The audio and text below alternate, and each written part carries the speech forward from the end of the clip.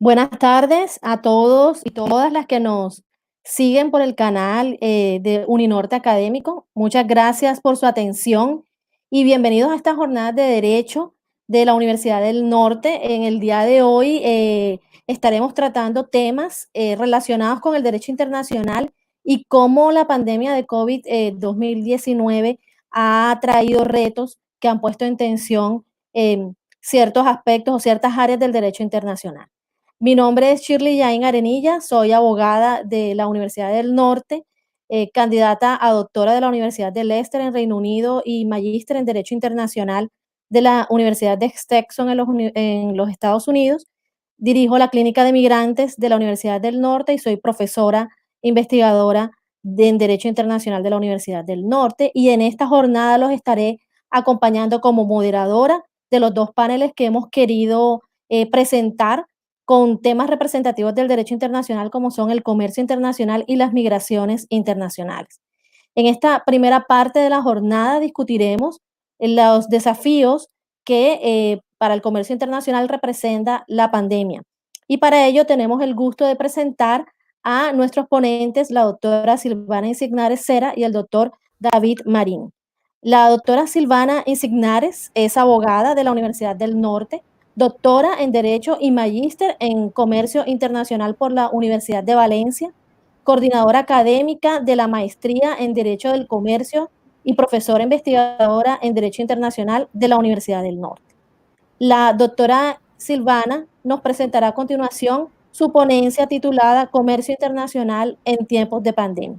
Adelante, Silvana. Bueno, muchísimas gracias a Shirley por su presentación, a nuestros panelistas e invitados en el día de hoy y a todos ustedes que nos están acompañando en estas jornadas de Derecho de la Universidad del Norte. Bueno, fíjense ustedes que en el día de hoy traemos dos temas cruciales dentro de esta gran encrucijada en la que nos encontramos y en estos tiempos de pandemia. Y nos quisimos enfocar básicamente en dos temas importantes, uno tratando el tema del comercio internacional y el otro frente a las migraciones.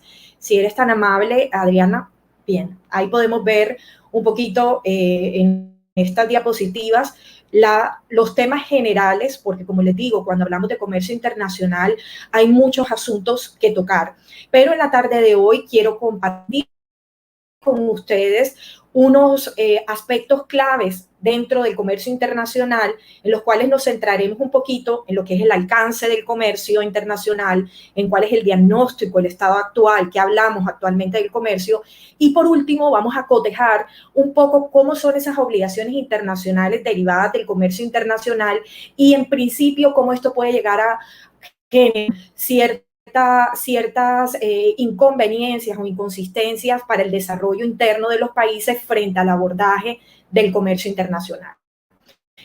Trataremos de plantear algunos desafíos. Siguiente, por favor. Cuando nosotros hablamos de comercio internacional, ¿qué se nos viene a la mente? Lo primero que tenemos que tener presente es que cuando hablamos de comercio estamos hablando de intercambio o de libre intercambio de bienes y servicios. Quiero que se queden con esa frase de libre intercambio porque es la que nos va a marcar un poquito esa pauta de las limitaciones que estamos viviendo actualmente frente a los eventos que están surgiendo alrededor de la pandemia. Fíjense ustedes que en cifras de la Organización Mundial de Comercio, que es la organización internacional que nos rige en temas y en asuntos derivados con el comercio en general, encontramos una perspectiva que han hecho según el cual el volumen del comercio internacional va a sufrir una disminución, o sea, va a tener una caída entre el 13% y el 32% durante el 2020. Pero fíjense ustedes que muchos estarán pensando, claro, o sea, en estas épocas de pandemia, de COVID, los estados están tomando medidas, están estableciendo algunas barreras al comercio y por eso se está dando efectivamente esta caída. Pero quiero recordarles que esta caída no es solamente de inicios del 2020. Esto viene desde mediados del 2018 y 2019, cuando se está estableciendo, digamos, o cuando empieza a generarse una tensión muy fuerte entre dos grandes potencias, que son Estados Unidos y China. Y empezamos nosotros a gestionar y a mencionar que existe una guerra comercial entre estos dos estados, y adicionalmente esto viene aparejado de una serie de políticas que terminan afectando de manera directa el comercio internacional entre los países, como son las medidas de restricción del comercio y específicamente entre estas dos grandes potencias. Siguiente, por favor. Fíjense ustedes que en el mapa que observan a continuación, ven el mapa del mundo y ven en resaltado, digamos, en color rojo, algunos países. Esto, color rojo, obedece a unas medidas establecidas de restricción del comercio para la exportación de algunos productos en estos países que están en color rojo. ¿Qué implica esa restricción de medidas? Esto implica el establecimiento de alguna medida de carácter o que nosotros denominamos también en alguna medida de barrera comercial.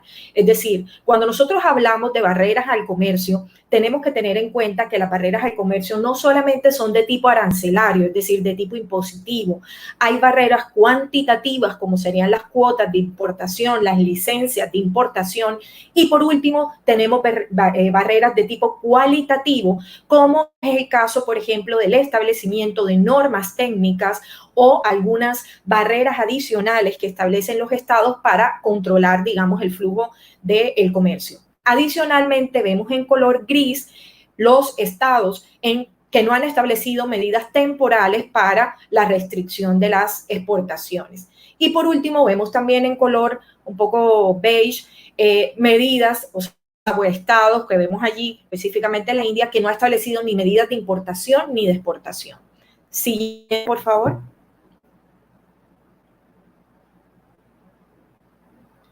Fíjense ustedes que este mapa les representa los países que han tomado medidas frente al control de importación.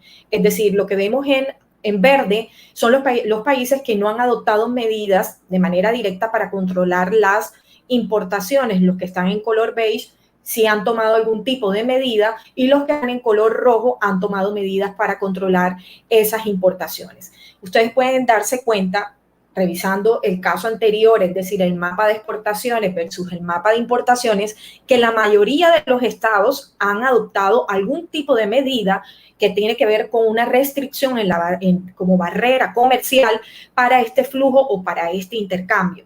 Ahora bien, estas barreras van a depender efectivamente de la naturaleza de los problemas que se deriven al interior del Estado y de las necesidades que tenga ese Estado para controlar bien sea las exportaciones o las importaciones. En términos generales, bajo esta pandemia, por supuesto que las medidas de carácter restrictivo para la importación se han dado más hacia todos aquellos elementos que sirvan para prestar servicios de salud. Entonces, respiradores, jabones, tapabocas, es decir, elementos que se consideran esencial para cada uno de estos estados, y de esta manera puedan ellos utilizar todo lo que tienen de su producción doméstica para poder solventar las necesidades internas de cada uno de los estados. Siguiente, por favor. Fíjense ustedes que aquí tenemos un ejemplo de los países que han impuesto aranceles más altos para la importación, por ejemplo, de tapabocas, que es uno de los elementos esenciales en estos momentos para el control de la epidemia. Encontramos Argentina, Brasil, Bolivia, Ecuador y Venezuela. Siguiente, por favor. Colombia, fíjense ustedes que ha adoptado medidas a través de nuestro estado de excepción, ¿verdad?, en el que nos encontramos, y aquí vemos nosotros el decreto 462 del 22 de marzo del 2020, donde el Estado adoptó la restricción, como les decía, de exportación de estos tipos de materiales que consideramos esenciales para solventar las necesidades en el ámbito interno. Tenemos que tener en cuenta una cuestión que es importante, y sobre todo por eso es que les muestro ese decreto por si alguno lo quiere consultar. Y es precisamente porque este tipo de medidas en principio podrían entrar en contradicción con lo que nosotros vamos a ver más adelante dentro de las obligaciones internacionales que han suscrito los estados. Pero ahí está el otro punto. En la medida en que el Estado pueda determinar que las medidas adoptadas no son discriminatorias o arbitrarias, va a evitarse problemas a futuro, por ejemplo, en el ámbito de inversiones. Siguiente, por favor. Acá, en este pequeño cuadro que les traigo, traté de esbozar un poquito como los órganos o los organismos o las obligaciones y los compromisos derivados de una y otra para ver cómo nosotros, específicamente, o algunos estados, y en el caso concreto Colombia, está solventando la emergencia en la que nos encontramos en la época de pandemia versus a no incumplir con este tipo de obligaciones internacionales.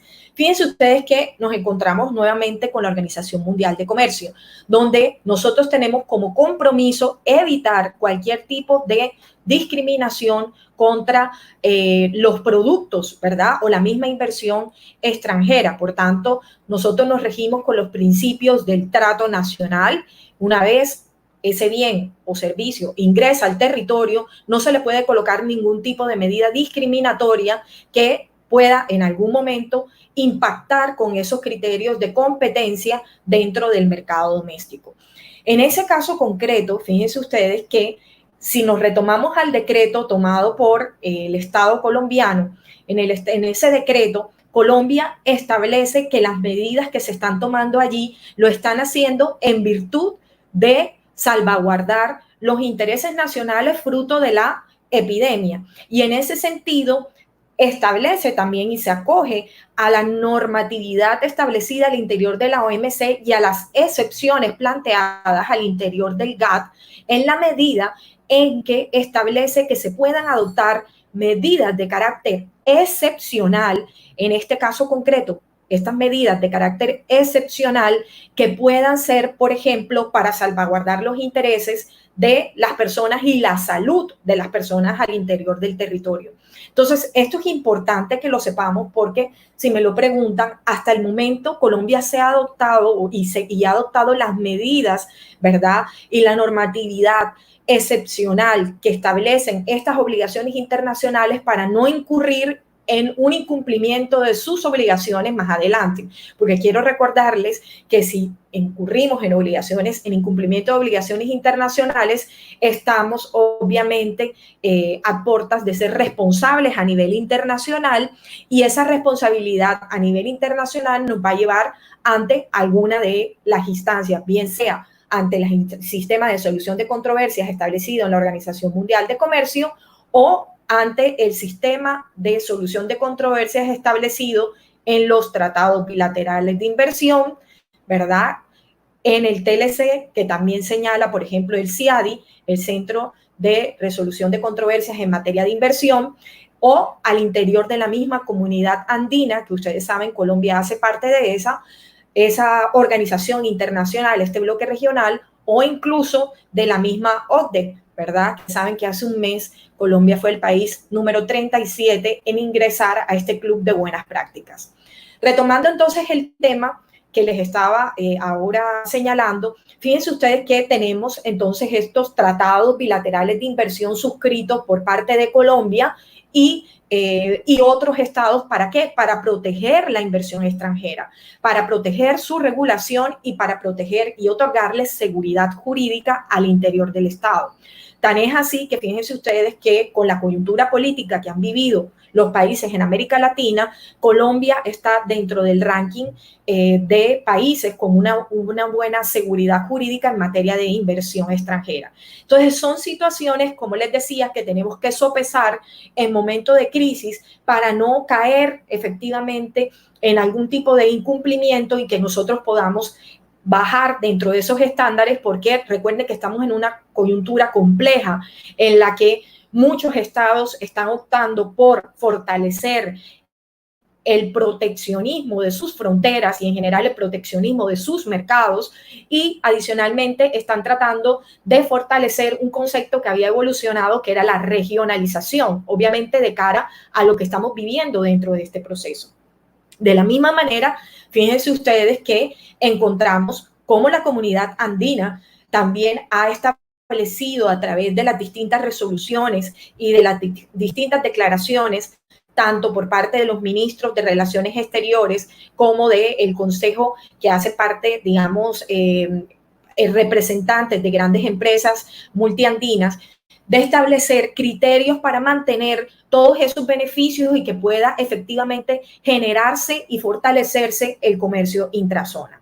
Y por otra parte, tenemos todas las obligaciones y compromisos derivados de la OCDE. Recuerden que allí tenemos dentro de los compromisos, que hay muchos compromisos en distintas políticas públicas por parte del Estado, pero centrándonos únicamente en el tema del comercio, encontramos como, por ejemplo, están las políticas de protección de la inversión extranjera, de la regulación del comercio electrónico, de la propiedad intelectual, de la competencia leal, y adicionalmente hay un tema fundamental que vamos a tratar con el siguiente panelista, y son los compromisos en materia de medio ambiente. Fíjense ustedes que en el día de hoy ya se están generando una crítica muy fuerte frente a la puesta en marcha de China, otra vez, digamos, fortaleciendo su aparato productivo y cómo ya se está generando todos los efectos invernaderos y ya se está liberando más CO2 al medio ambiente, y por tanto la preocupación está dada en determinar, fruto de esta pandemia,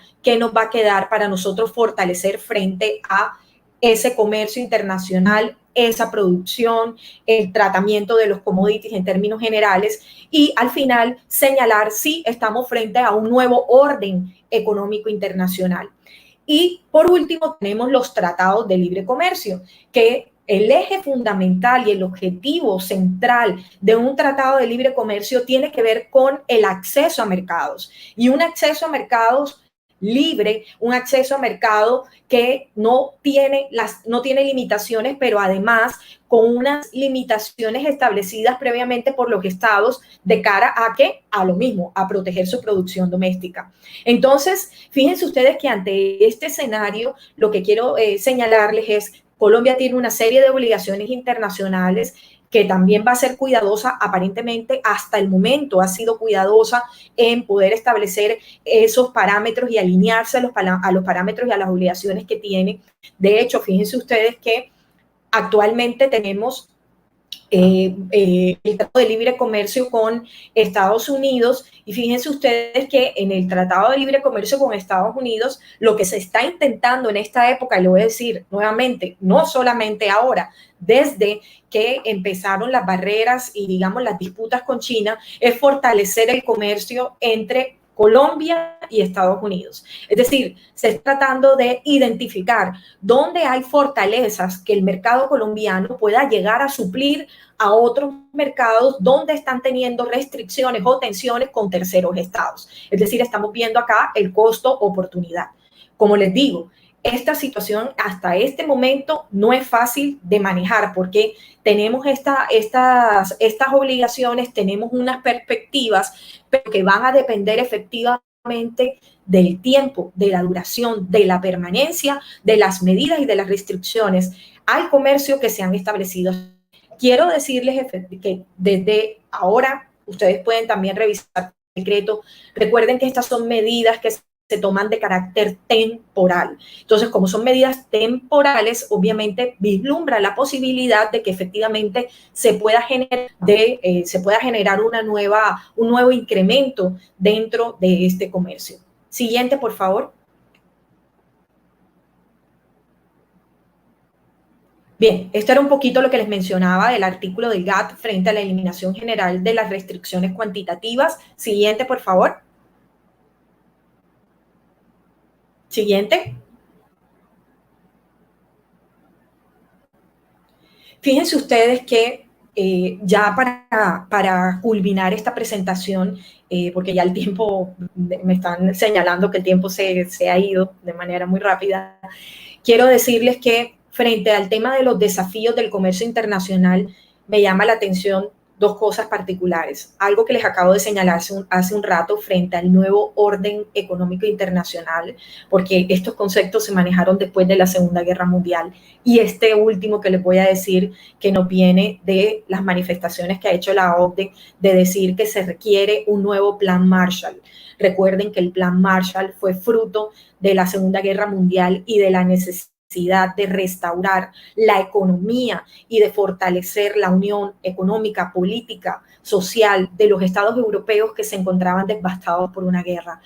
Lo que quiero decirles es que para el comercio internacional estamos viviendo en un periodo de guerra y que efectivamente se deben tomar unas medidas generalizadas en las que están, como lo podemos ver allí dentro de los desafíos que les quiero compartir en el día de hoy. Una protección de sectores sensibles para los estados, y en eso tenemos que ser supremamente cuidadosos y acuciosos en esa protección de sectores sensibles, porque recuerden que si bien el Estado es el responsable de establecer el orden público y tiene la facultad de regulación, como se ha establecido de manera directa por parte de reiterados arbitrajes en materia de inversión, también es cierto que no pueden esto obedecer ni a medidas arbitrarias, ni a medidas discriminatorias y adicionalmente a medidas que no obedezcan a una toma de decisiones que se ajusten a las necesidades reales del mercado. Adicionalmente, encontramos la necesidad del fortalecimiento de los procesos de integración regional, es un volver a intentar identificar cómo esas economías complementarias pueden llegar a resurgir en esta época de pandemia, fortalecer la seguridad jurídica en los estados para evitar los riesgos jurídicos. Recuerden que nosotros como Estado colombiano pertenecemos a varias instancias internacionales y por tanto tenemos que ser cuidadosos con todo este tipo de obligaciones y de los posibles incumplimientos para no incurrir en costos y en riesgos jurídicos para el Estado. Facilitar el comercio regional y extrarregional una vez se terminen de levantar las medidas restrictivas como por ejemplo el cierre de aeropuertos, la diversidad de las exportaciones, un poco lo que les estaba comentando hace un rato, intentar identificar nuevos nichos de mercado. Fíjense ustedes que en eso yo soy muy positiva por el lado colombiano porque lo he visto y lo he estudiado, por ejemplo, cuando cuando perdimos un socio natural como eran las relaciones entre Colombia y Venezuela. ¿Y qué hizo Colombia? Miró al sur, miró hacia Centroamérica, intentó fortalecer a través de la Alianza del Pacífico, con lo cual vuelvo y les digo, soy positiva en este aspecto. Controlar el proteccionismo, que no vayamos a caer efectivamente en restricciones innecesarias. Y por último, la respuesta en la que todas las organizaciones internacionales han sido coincidentes y es mantener una solidaridad, una cooperación internacional y unos esfuerzos conjuntos. Y para terminar, quiero llegar a la última diapositiva para dejarles esta frase final de mi intervención. Ante una epidemia global, lo que se requiere son respuestas globales. Muchísimas gracias a todos ustedes por su participación. Muchas gracias. Muchas gracias, Silvana, por tu intervención. Ahora tenemos un par de preguntas para ti. Y la primera pregunta es, ¿cómo podemos mantener el equilibrio del comercio internacional en tiempos de control fronterizo y aislamiento por parte de la mayoría de los estados? Sí, fíjense ustedes que es un punto central porque tiene que ver con las medidas que se toman para proteger la salud y siempre está, digamos, en esa discusión que es más importante, la protección de la salud o la apertura de fronteras. Pero yo quiero recordarles que uno de los grandes logros que ha tenido la humanidad ha sido precisamente la liberalización de sus fronteras. En materia, por ejemplo, de los procesos de integración y de la misma Unión Europea, ustedes saben que el crecimiento y el fortalecimiento de la Unión Europea como tal en el escenario de la comunidad internacional fue fruto de lograr esa flexibilización y esa libertad en torno a sus fronteras para la libre circulación de personas, bienes y servicios. Y creo que al final, poco a poco, esto igual lo van a retomar los estados. Y en contraposición, tenemos un poco la inquietud de, si no logramos flexibilizar las fronteras, volveremos nuevamente a tener una regionalización en exclusiva. Entonces, un poquito como la dinámica que hay que intentar abordar. Gracias por tu respuesta, a mí me parece muy interesante y entonces eso va de la mano con mi segunda pregunta y es, si el proteccionismo que estamos viendo ahora, ese proteccionismo comercial impulsado por muchos líderes mundiales, se va a convertir en un obstáculo para el comercio internacional de cara a la pandemia.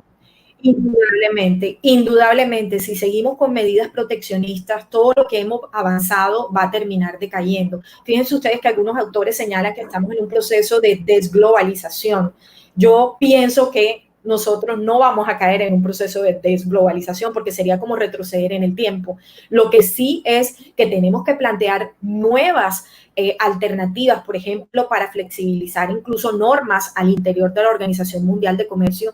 Y el gran problema, si ustedes me lo preguntan, está dado en la falta de liderazgo. Cuando yo les anotaba, por ejemplo, lo que había ocurrido en ese momento con la Unión Europea o con las comunidades europeas, eso no lo vemos ahora. O sea, ahora nosotros no identificamos un gran líder, ¿verdad? Porque lo que se está haciendo ahora de cara al mundo es atacar a las organizaciones multilaterales y estamos en una crisis del multilateralismo. Esto no quiere decir que no nos podamos reinventar, que no nos podamos reinventar y que no podamos efectivamente establecer nuevos parámetros de cara a lo que nosotros estamos viviendo como sociedad internacional. Me parece completamente importante. Y adicionalmente, aprovechar un poco las ventajas que nos presenta un poco esta crisis en la medida en que, por ejemplo, como en Europa, no estamos en la crisis económica del 2008. O sea, esta es una crisis que efectivamente permite o digamos que tiene un mayor brazo financiero y que nos va a permitir salir mucho más rápido que la crisis europea del 2008.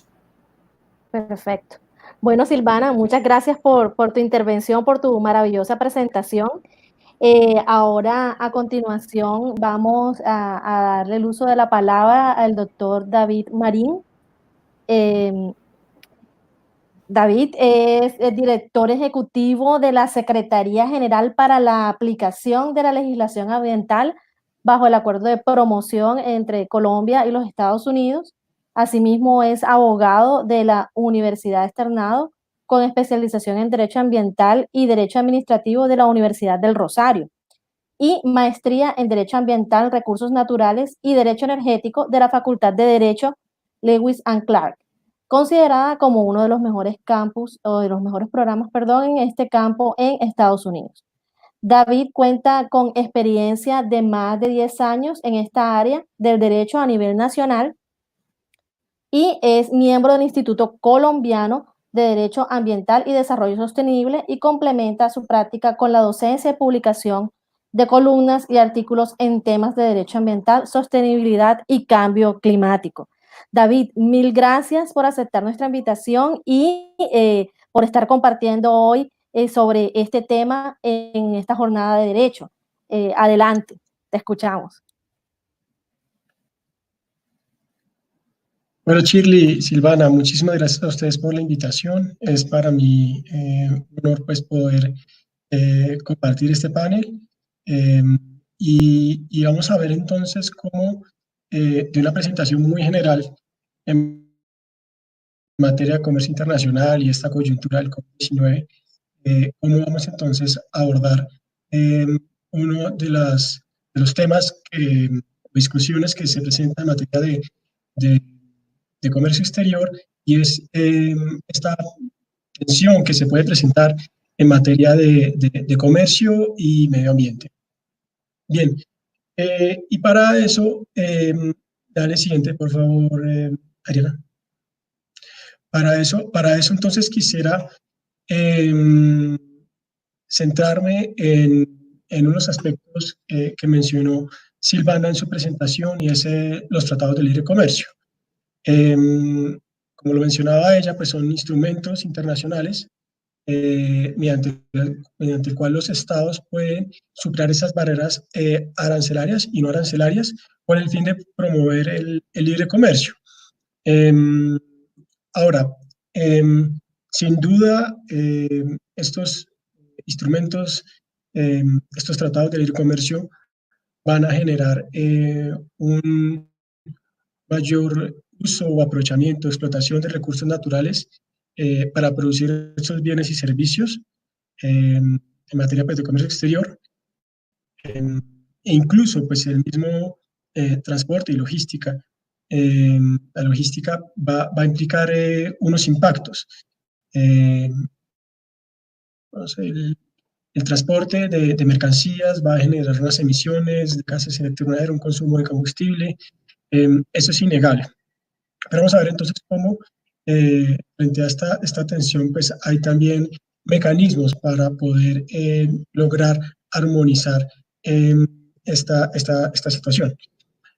Entonces, adicionalmente vemos que los estados cuando entran en estos acuerdos de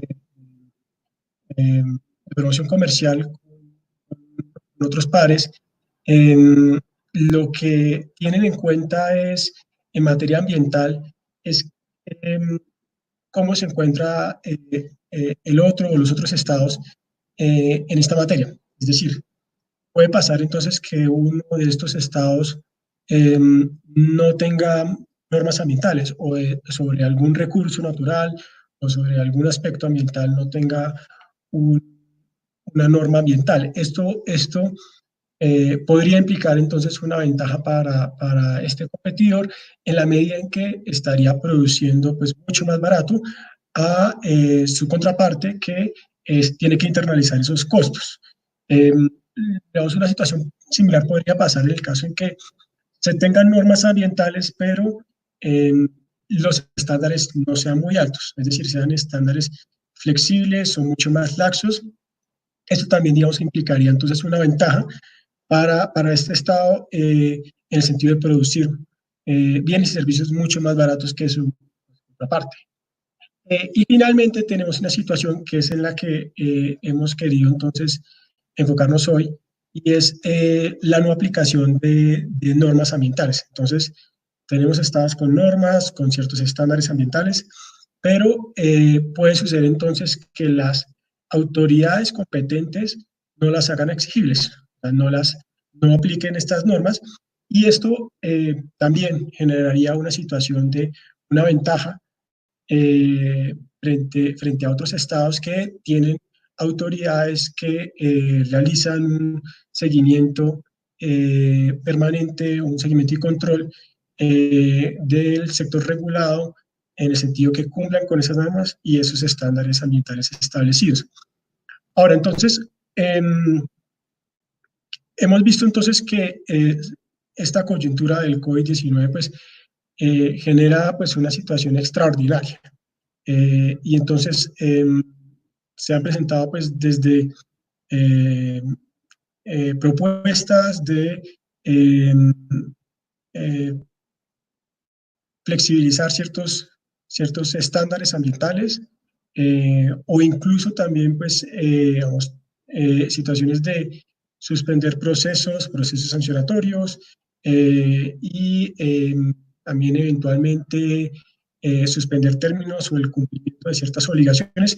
Y o sea, acá no quiero hacer la claridad que no se trata de tomar un partido, sino simplemente presentar pues una situación que se está presentando. Entonces, se están tomando medidas frente a esta coyuntura. Y entonces, vemos que pues, en materia entonces de comercio internacional y de medio ambiente, entonces se podría presentar una situación o un reto en lo que respecta a la aplicación efectiva de estas normas ambientales en esta coyuntura, digamos en general también, pero el COVID-19 también digamos que pone sobre la lupa pues en esta situación entonces de si hay o no una aplicación efectiva de las normas ambientales. Ahora, daré la siguiente diapositiva.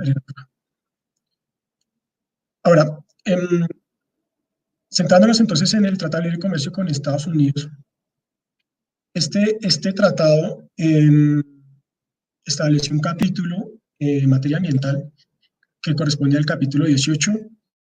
El Tratado de Libre Comercio entró en vigencia en el 2012, pues, luego de haber sido ratificado por Colombia unos años antes, pero se requería entonces una implementación, unos ajustes, especialmente por el Estado colombiano para la entrada en vigencia, los compromisos que ha asumido el Estado colombiano frente al gobierno de Estados Unidos. Bien, entonces, en este capítulo 18 se establece una secretaría que se encargaría de un mecanismo relacionado con la aplicación efectiva de la legislación ambiental, que hemos visto entonces que es un tema muy sensible en materia de comercio exterior. Para eso entonces los estados, las dos partes, los dos gobiernos debían ponerse de acuerdo para establecerla como tal. No obstante que ha sido creada pues, en el capítulo 18, se requería entonces de otro acuerdo para entrar en operación esta secretaría. Ese acuerdo se da en el 2018, pero digamos, mientras que se adelanta la selección del director y otros temas operativos, pues la Secretaría entró a operar como tal el año pasado.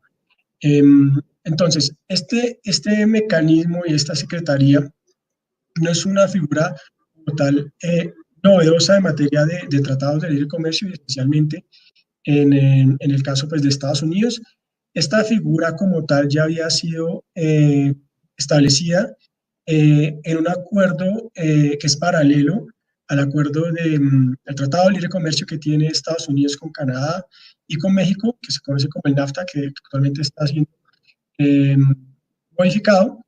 Y también en el CAFTA, que es el Tratado de Libre Comercio de Centroamérica y República Dominicana, así como también en los acuerdos de promoción comercial que tiene Perú con Estados Unidos y Panamá con Estados Unidos. Y ya vamos a ver exactamente entonces las funciones que tiene como tal la Secretaría. Dale la siguiente diapositiva, por favor, Adriana. Bien, ¿qué características tiene esta secretaría? Es una instancia técnica independiente. Los funcionarios de la secretaría no hacen parte ni del gobierno de Estados Unidos ni del gobierno colombiano. Le reporta un consejo de asuntos ambientales que está conformado por funcionarios de alto nivel de los dos gobiernos. Por parte de Estados Unidos está el Departamento de Estado, la Oficina Representante de Comercio de Estados Unidos. Por el lado colombiano está el Ministerio de Comercio, Industria y Turismo, el Ministerio de Ambiente y Desarrollo Sostenible. Pero entonces, la Secretaría como tal tiene una organización que lo acoge, entonces no está subordinada como tal a esta organización que le brinda como tal unas oficinas, un espacio y un apoyo administrativo para la operación pues, como tal y el funcionamiento de la Secretaría. Pero la Secretaría como tal entonces es independiente del organismo. Dale a la siguiente, por favor, Ariana. Ahora entonces, ¿qué funciones tiene como tal la Secretaría? Básicamente son dos funciones que están relacionadas pues, con el mismo mecanismo. Y por un lado tenemos las solicitudes sobre asuntos de cumplimiento ambiental que pueden dar lugar al desarrollo de un expediente de hechos. Entonces ya vamos a hablar de estos dos conceptos. Dale la siguiente, por favor, Adriana. Por el lado de las solicitudes, el capítulo 18 y en particular pues el artículo 18.8.1 del Acuerdo de Promoción Comercial con Estados Unidos estableció que cualquier persona puede presentar una solicitud ante la Secretaría alegando que una de las dos partes no está siendo aplicable efectivamente una de sus normas, o más bien leyes.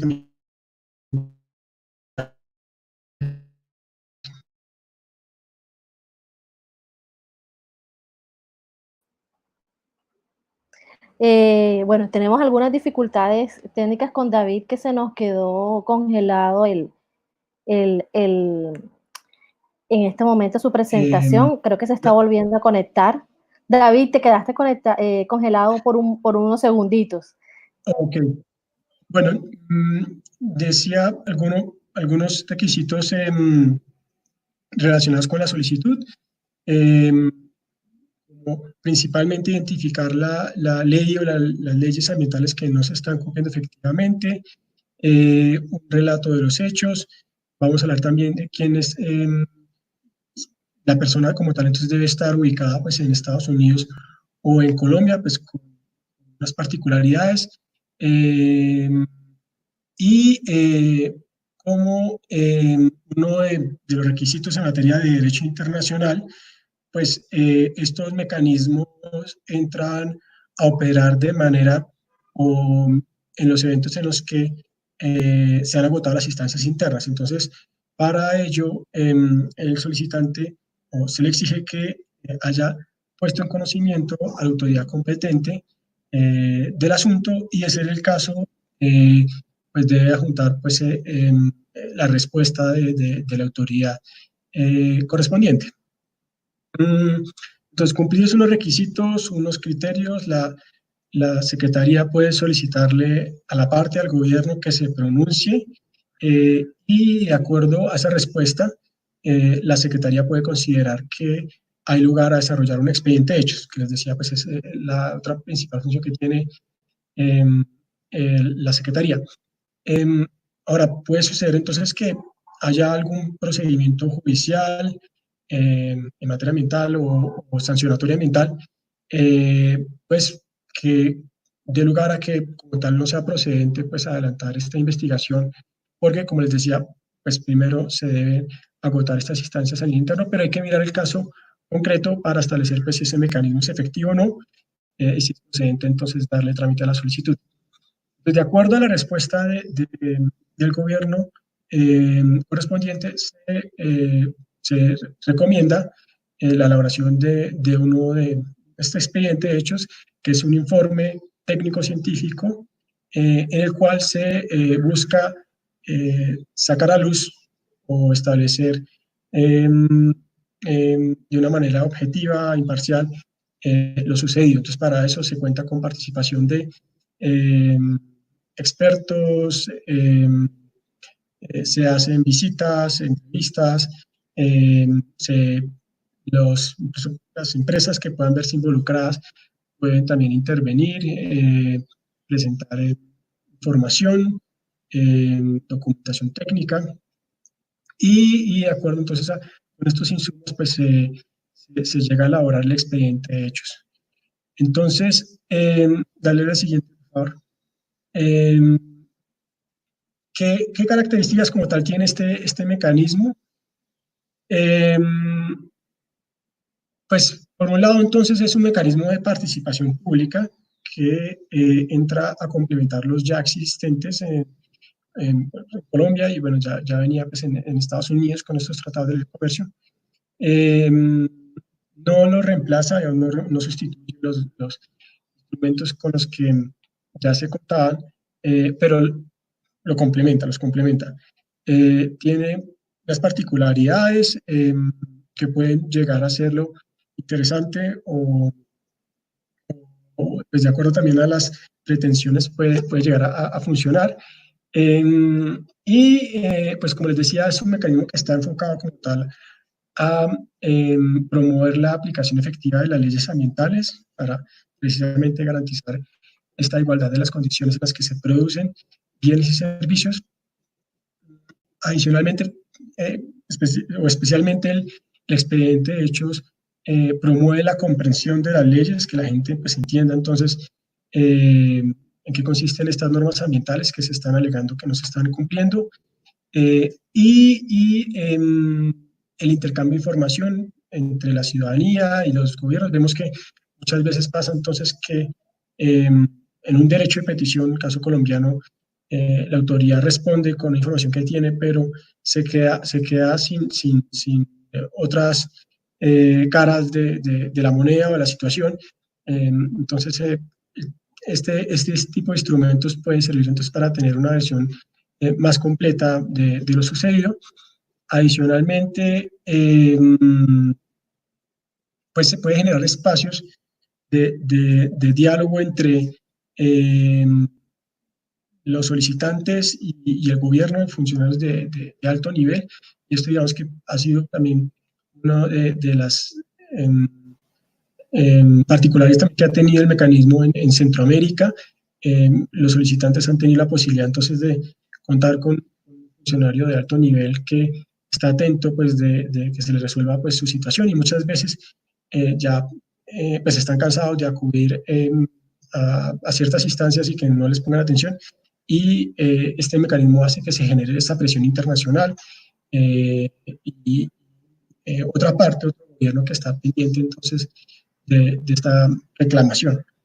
Eh, pero entonces es importante aclarar que no se trata de un mecanismo judicial, no es un mecanismo que debe dar lugar a la imposición de sanciones, suspensión de actividades, eh, indemnizaciones, eh, pero sí puede llegar entonces eventualmente o de manera indirecta a que se tengan estos resultados, o sea, pues que con base en la solicitud entonces se inicie un sancionatorio o se tomen acciones judiciales, o que se agilicen estos procesos, eh, o que eventualmente el Estado como tal, digamos, que tome las medidas pues, para solucionar estos problemas.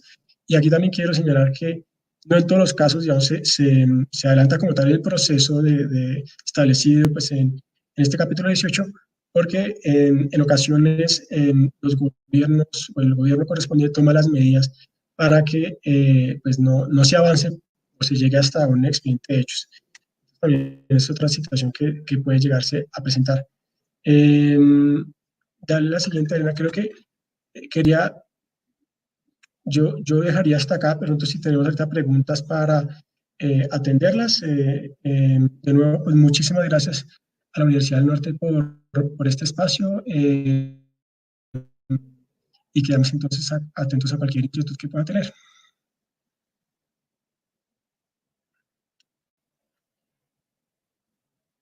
Creo que estás en... Un Estás en segundo. Sí, Chile. disculpen, muchas gracias por Ya, tu presentación. Muchas gracias por tu maravillosa presentación. Tengo un par de gracias, Chile. preguntas. La primera de ellas es, ¿quién puede presentar una solicitud sobre asuntos de cumplimiento ambiental? Sí, esta es una buena pregunta. Vemos entonces que, por un lado, el mecanismo está abierto para personas naturales o jurídicas, personas jurídicas como empresas o organizaciones no gubernamentales, ONGs. Realmente, digamos, como se ha visto pues, en los otros casos, las otras secretarías pues, son más las ONGs o las comunidades las que utilizan este mecanismo, aunque hay casos también de sector privado. Y por otro lado, también es importante tener en cuenta que eh, la Secretaría de Presidencia en Colombia puede recibir solicitudes de personas ubicadas en Estados Unidos contra Colombia, digamos que eso es una novedad, pues un mecanismo internacional, o de personas en Colombia contra Colombia, o de personas en Colombia contra Estados Unidos. En ese caso también la Secretaría en Colombia es la que estaría a cargo, pero si la persona está en Estados Unidos y dirige su solicitud contra Estados Unidos, en ese caso entonces sería la Secretaría que les mencionaba bajo el NAFTA, que estaría a cargo entonces de esa solicitud. Correcto.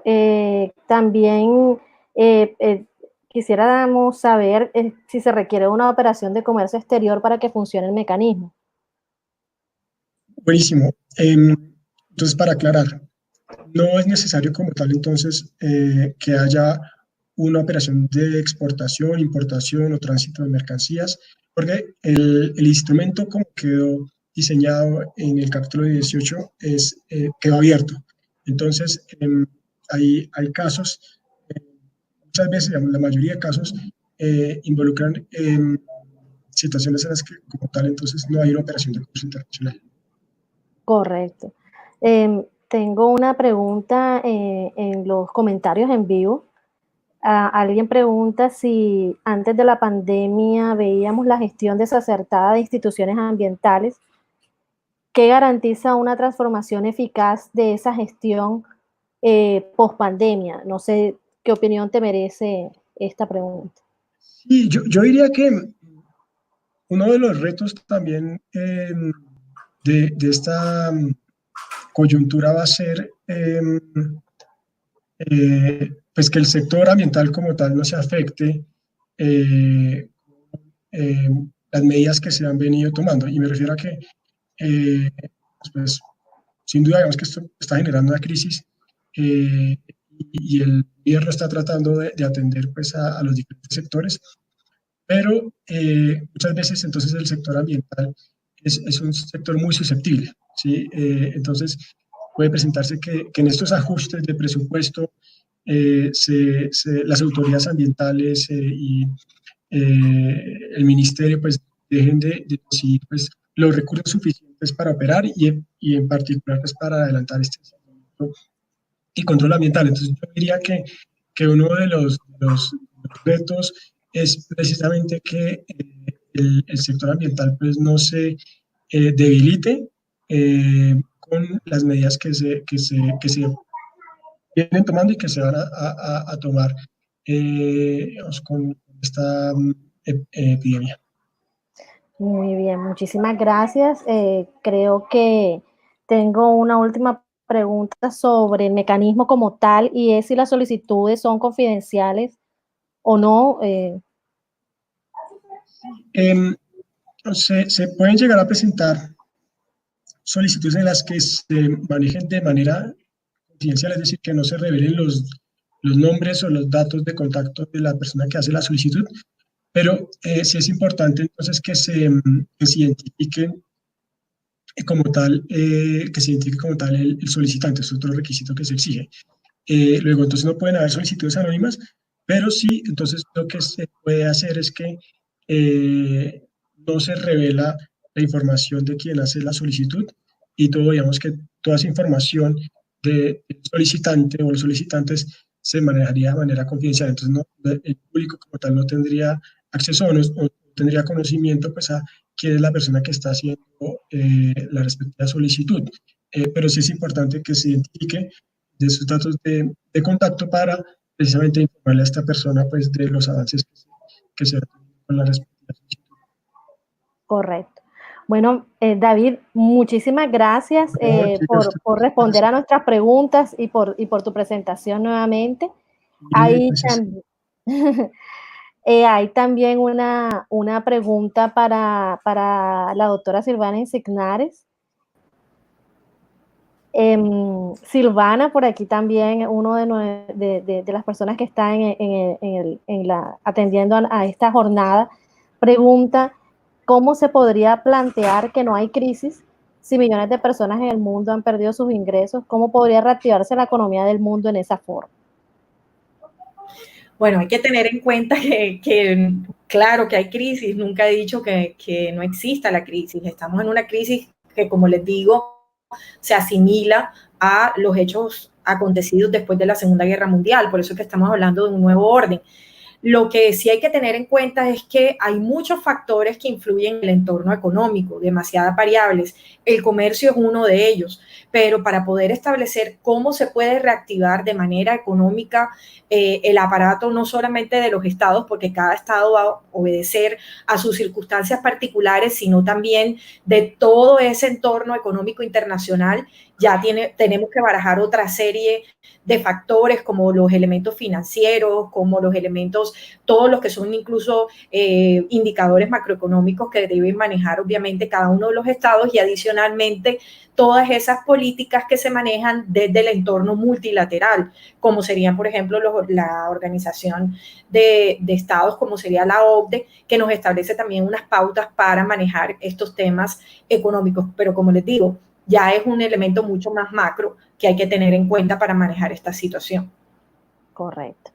Bueno, yo creo que hemos llegado al final de esta primera parte de nuestra jornada de derecho y nuevamente agradecer a todos aquellos que nos están viendo desde el canal de Uninorte Académico obviamente pues a nuestros conferencistas David Marín y Silvana Insignares, quienes tan amablemente han aceptado nuestra invitación y que creo que hemos tenido una primera jornada fantástica.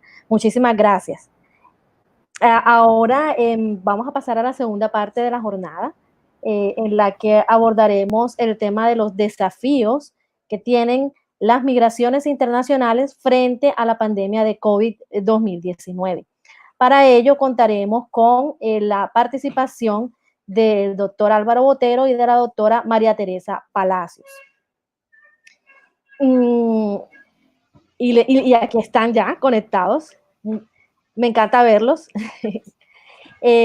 Bueno, para esta segunda parte de nuestra jornada lo haremos a manera de conversatorio y quiero presentar en primera instancia al doctor Álvaro Botero, quien es abogado de la Universidad del Norte y miembro y relator del Comité de Naciones Unidas para los Trabajadores Migratorios y de sus familias de la ONU y coordinador de la Unidad sobre Refugiados y Desplazamiento Forzado de la Organización de Estados Americanos.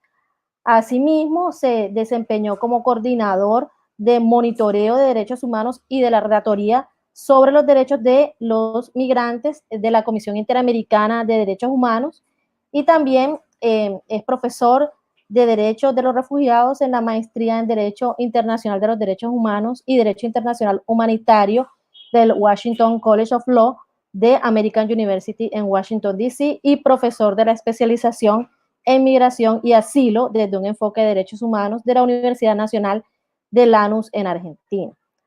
Por su parte, la doctora María Teresa Palacios Sanabria es abogada de la Universidad del Rosario, especialista en derechos humanos, magíster en Derecho Constitucional y doctora en Derecho de la Universidad de Sevilla, directora del Grupo de Investigación en Derechos Humanos de la Universidad del Rosario en Colombia.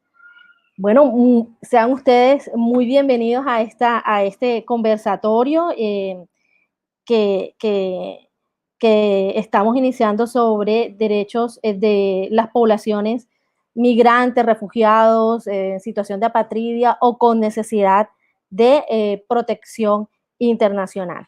Bienvenidos. Bueno, empecemos entonces con la primera pregunta.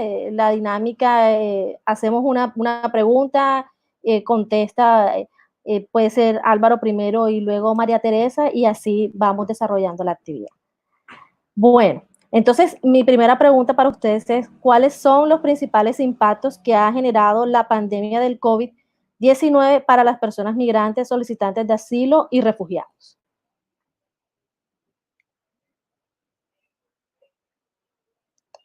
Álvaro, tú no se te escucha.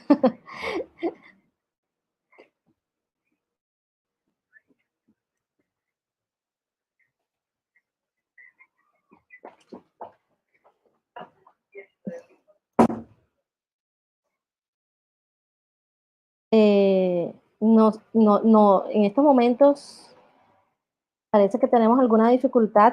Un segundo, vamos a tratar de solventarla.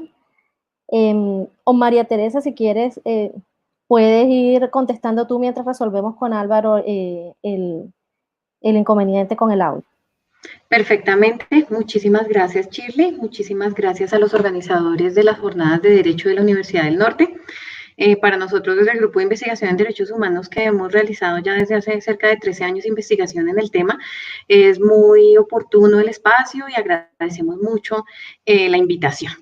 En ese sentido, creo que podríamos segmentarlo y me voy a referir exclusivamente al caso colombiano para precisamente no abordar los temas del otro expositor del panel. Y en ese sentido, creo que podríamos segmentar como vulneraciones o mayores desafíos frente a derechos civiles y políticos, pero también frente a derechos económicos, sociales y culturales. Frente a derechos civiles y políticos, creo que es innegable que ha habido un incremento de la discriminación y de la xenofobia, toda vez que en el caso de la migración de venezolanos hacia el territorio colombiano, ya no solamente tiene que lucharse en contra del estereotipo de la criminalización de la migración, sino que precisamente también frente a la sospecha de no ser COVID positivo. Entonces, creo que esto es una de las situaciones que también ha afectado a la población migrante, sobre todo aquella que no está reconocida recluida en albergues, sino que se encuentran de migrantes en tránsito o son caminantes. De otro lado, se ha incrementado mucho sus riesgos a la vida y la integridad personal, pues en el marco del cierre de las fronteras que ha generado precisamente la política de cierre de accesos marítimos, fluviales, pero también aéreos, esto ha incentivado la trata de personas y el tráfico de migrantes. Si bien en el caso colombiano no tenemos todavía una caracterización de cifras específicas, porque incluso nuestro registro administrativo de migrantes venezolanos no ha podido dar cuenta de la cantidad de personas que tenemos tanto en situación de regularidad como de irregularidad, esta es una de las circunstancias asociadas precisamente al incremento de este tipo de operatividad de redes de criminales alrededor de la migración. De otro lado, también hay riesgos aumentados frente al tema de quizá la esclavitud de parte de mujeres. Creo que es muy necesario el tema del enfoque diferencial, pero aquí se ha incrementado también las situaciones de precariedad, por ejemplo, de algunas personas que desarrollan trabajos, por ejemplo, en centros de proxenetismo y algunas noticias en el caso colombiano han dado cuenta de que las migrantes venezolanas están siendo víctimas de agresiones y de precisamente violencia de género. De otro lado, claramente las restricciones de la libertad de circulación que todos conocemos y que nos afectan en cierta medida a todos precisamente por las medidas de contención para evitar la propagación del virus, pues también han tenido un efecto negativo en la población migrante, no solamente la proveniente de Venezuela, pero ellos principalmente afectados por el volumen que se encuentra en este momento en el territorio colombiano. Y es no poder quizá incluso buscar atención, por ejemplo, en albergues o tratar de buscar redes de apoyo en otros territorios, incluso dentro del territorio nacional. Hay claramente población que ha sido invisibilizada y sigue siendo invisibilizada, pues en el caso de Colombia no tenemos construidos los enfoques diferenciales más allá del tema de mujer y de niños o menores no acompañados, pues esta es una de nuestras deficiencias estructurales en el territorio colombiano. Rápidamente, para ir a los derechos económicos, sociales y culturales, creo que allí también hay unos impactos negativos que vale la pena tener en cuenta, y es precisamente que muchos de los migrantes provenientes de Venezuela que incluso se encuentran en situación jurídica de irregularidad se desarrollan o sus actividades de subsistencia están enfocadas en la economía informal. Esto ha hecho que, dado la pandemia, dadas las restricciones a la libertad de circulación, el confinamiento obligatorio, pues las personas se encuentren muy limitadas sus opciones de supervivencia, y adicionalmente debemos tener en cuenta que también hay personas que se encuentran en situación de mendicidad. Las personas que, digamos, desarrollan la mendicidad también se han encontrado afectadas, digamos, por la falta de permanencia de las personas en las ciudades, porque no hay posibilidad de que salgan a las calles, entonces no han encontrado allí sus mecanismos para sobrevivir. Frente al derecho a la vivienda, han sido desalojados de muchos lugares. Creo que las noticias en materia nacional nos han documentado un poco esta situación, pues quienes se encontraban en esta economía informal, esto lleva una reacción en cadena, y es que por lo general pagan sus alojamientos o sus rentas de manera diaria. Al no tener ingresos, están siendo desalojados de los lugares en los que habitaban, donde vivían, y entonces está incrementando precisamente la situación de desamparo y de mendicidad en el caso de Colombia.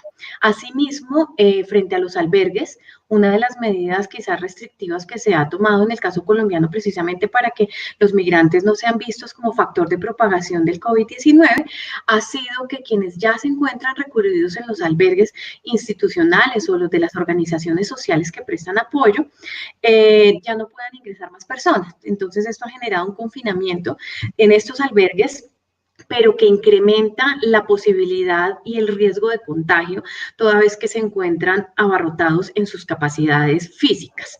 Esto de un lado, y quienes no alcanzaron quizá a ingresar a un albergue para recibir protección, pues no tienen posibilidad de ser recepcionados en estos lugares, porque precisamente por venir de afuera se les está limitando su ingreso. Entonces esto, en términos de derecho a la vivienda, o por lo menos al alojamiento, en términos de asistencia humanitaria de emergencia, también ha afectado de manera muy sensible a la población migrante. Creo que en ese sentido podría además decir que frente al derecho a la salud, al acceso a la salud, el alto riesgo de contagio que ellos tienen por el hacinamiento en el que se encuentran en algunos de los casos, por ser itinerantes y ser caminantes en el otro sentido, hace que sea muy complicada la detección de la posibilidad de que se encuentren contagiados por la pandemia. Esto por tratarse de una población que es volátil.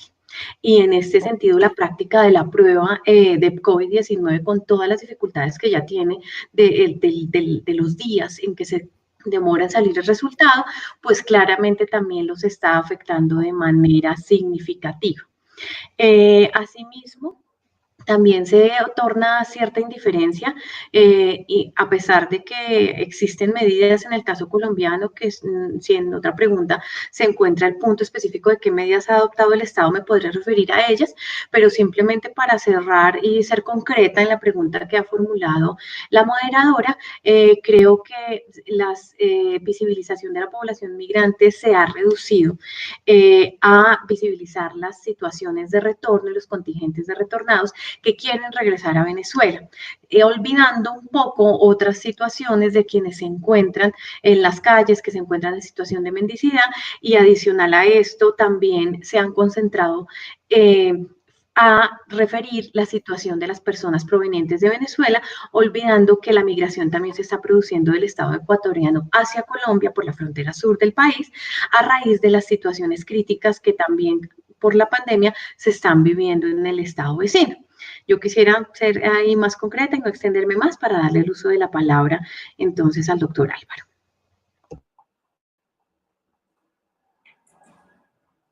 Álvaro, te cedemos entonces el uso de la palabra. Vale, perfecto. ¿Me pueden escuchar Perfecto. ahora? Vale, muchísimas gracias. Bueno, muchísimas gracias, profesora Yain, y muchas gracias también, profesora Palacios. Es un gusto estar en este evento y, bueno, poder contribuir un poco desde cómo desde los organismos internacionales estamos viendo los impactos que está teniendo el coronavirus, en particular el COVID-19, sobre las personas migrantes, refugiadas y otras personas en el contexto de la movilidad humana. En lo que tiene que ver con la pregunta sobre cuáles son los principales impactos que ha generado la pandemia del COVID-19 en migrantes, solicitantes de asilo y refugiados, yo creo que yo iría como un poco a tratar de contextualizar un poco más a nivel macro cuáles son como algunos de los impactos que, por ejemplo, desde el Comité de Trabajadores Migratorios de Naciones Unidas hemos venido observando en diferentes partes del mundo. Y un poco antes de empezar a abordar esto, creo que también es importante como poner la situación de personas migrantes y de refugiados en contexto dentro del gran escenario de las cosas. Y uno de los principales o uno de los desafíos iniciales que uno enfrenta cuando está trabajando en temas de migrantes y refugiados es la desinformación que hay acerca del alcance de estas poblaciones o de estas personas, de cuántas realmente son, de cuál es el impacto que tienen en los países a los que están llegando.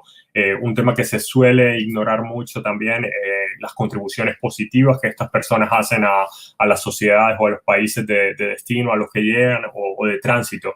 Entonces, como para contextualizar un poco, yo creo que es importante que tengamos en cuenta que antes de que surgiese toda la crisis global generada por la pandemia del COVID-19, las cifras hasta 2019 de personas migrantes a nivel mundial eran cerca de 272 millones de personas, lo cual, si uno se pone a ver cuando compara con esas narrativas o discursos alarmistas de que los migrantes nos están invadiendo, de que son millones, etcétera, visto en comparación con el total de la población mundial, esto significa que un 3.5% de la población mundial son personas migrantes o migrantes internacionales.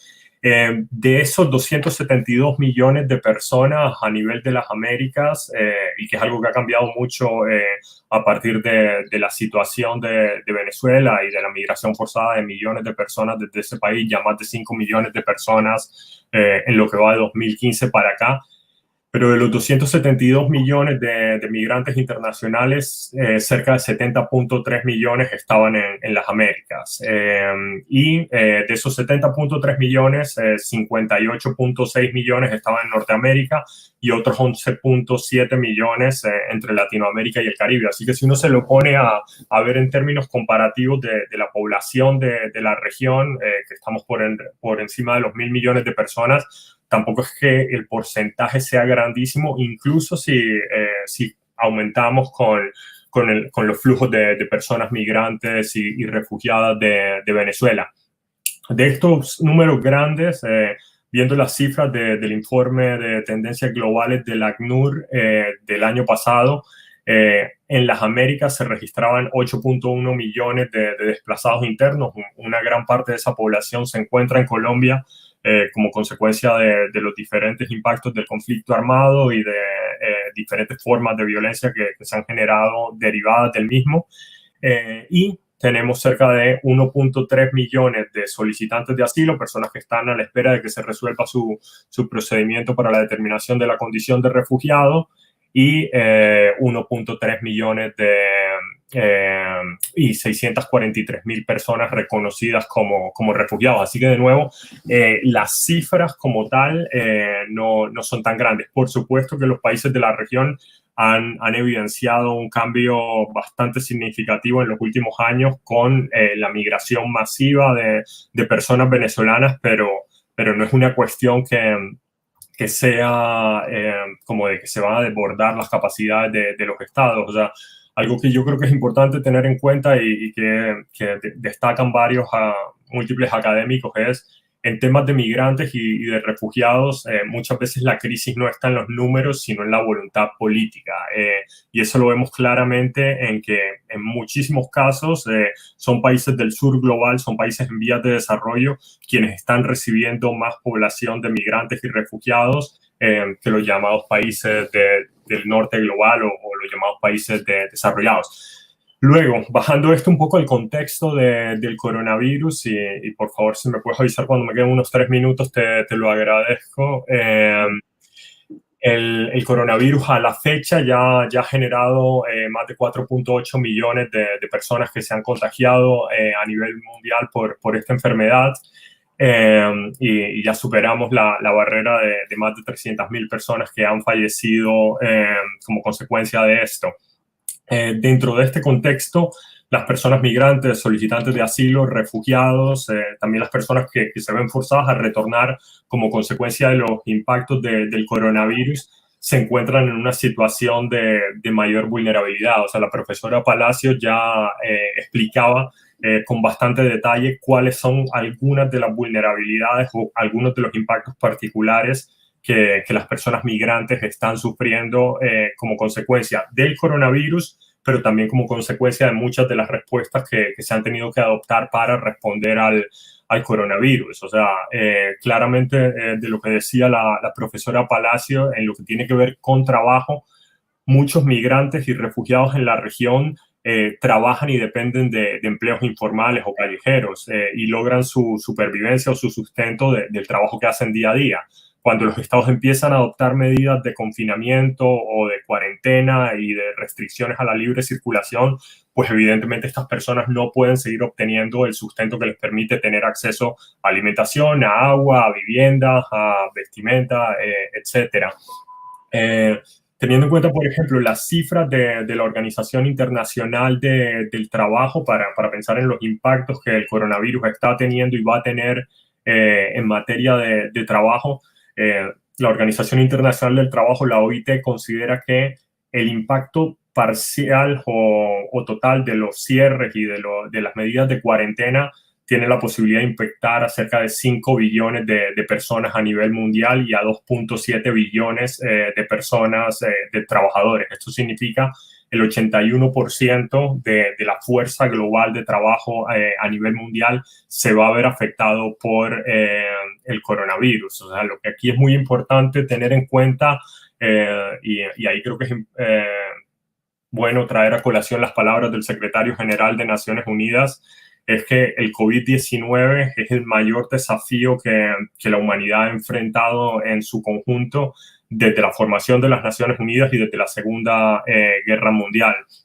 Y esto sin duda va a tener impactos en todos, pero en personas migrantes y refugiados está teniendo impactos más marcados.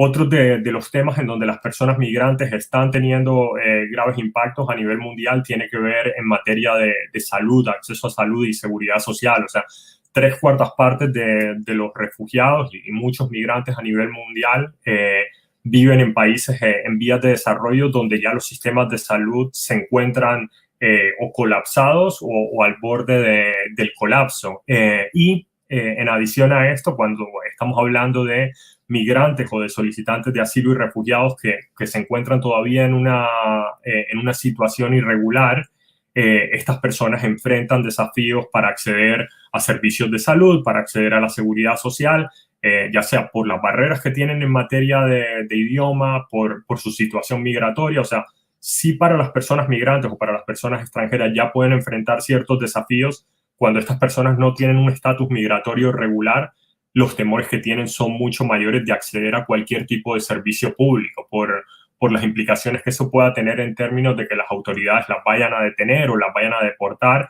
sobre todo en países que tienen enfoques de criminalización de la migración y más de abordaje desde un enfoque de seguridad pública, que afortunadamente no ha sido tanto el enfoque de los países de la región en lo que tiene que ver con la crisis de las personas venezolanas.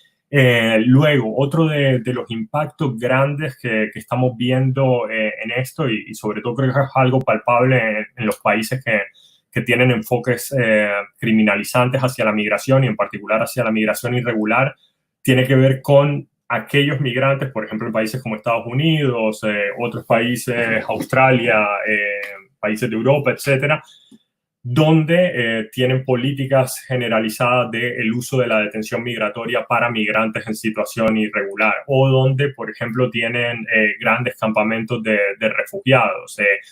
Para personas migrantes que están privadas de su libertad en centros de detención migratoria, que debería ser una medida excepcional de último recurso, etcétera, donde en muchos casos se encuentran en situaciones de confinamiento y sin buenas condiciones de higiene y de salubridad, los riesgos de contagio o de propagación del coronavirus son mucho mayores, y esto aunado a que esos lugares por lo general no tienen las capacidades médicas para dar los servicios médicos que se requerirían en caso de que haya un brote de coronavirus.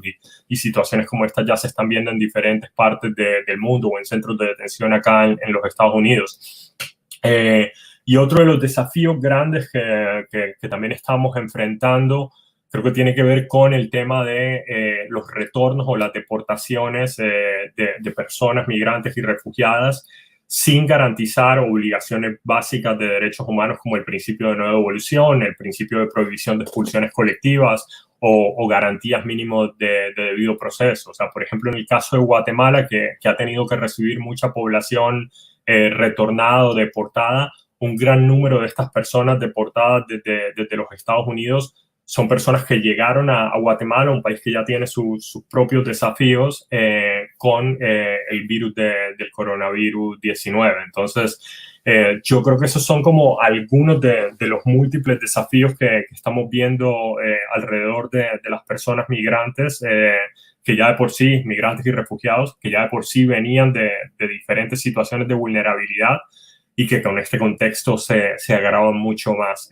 Y un último punto importante con todo esto, yo creo que tiene que ver también con la capacidad de monitoreo en materia de violaciones a derechos humanos. Las medidas de confinamiento, las cuarentenas, los cierres de frontera, etcétera, un obstáculo adicional que están generando es el monitoreo de derechos humanos que normalmente hacían instituciones nacionales de derechos humanos como las Defensorías del Pueblo o las Comisiones Nacionales de Derechos Humanos, organizaciones de la sociedad civil e incluso en algunos casos academia y clínicas jurídicas, al no poder las personas salir a la calle o a espacios abiertos, esos lugares donde se podía monitorear qué es lo que está sucediendo a los migrantes, si están siendo rechazados en frontera, si están sufriendo abusos, etcétera, no se está pudiendo hacer ese monitoreo, lo cual aumenta el riesgo de vulnerabilidad de estas personas.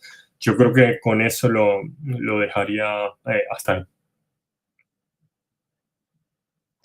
Muchísimas gracias a Álvaro también y a María Teresa por su respuesta tan amplia a esta primera pregunta de nuestro panel. Y para anotar con relación a lo último que dijo Álvaro, es cierto, por ejemplo, nosotros desde la Clínica de Migrantes de Uninorte hemos tenido que, pues, obviamente cerrar esos espacios físicos que teníamos antes de atención a los migrantes. Ahora lo hacemos vía correo electrónico por los mecanismos en línea que tenemos, pero evidentemente hace más difícil la atención a esta población que está en tanto riesgo de vulnerabilidad.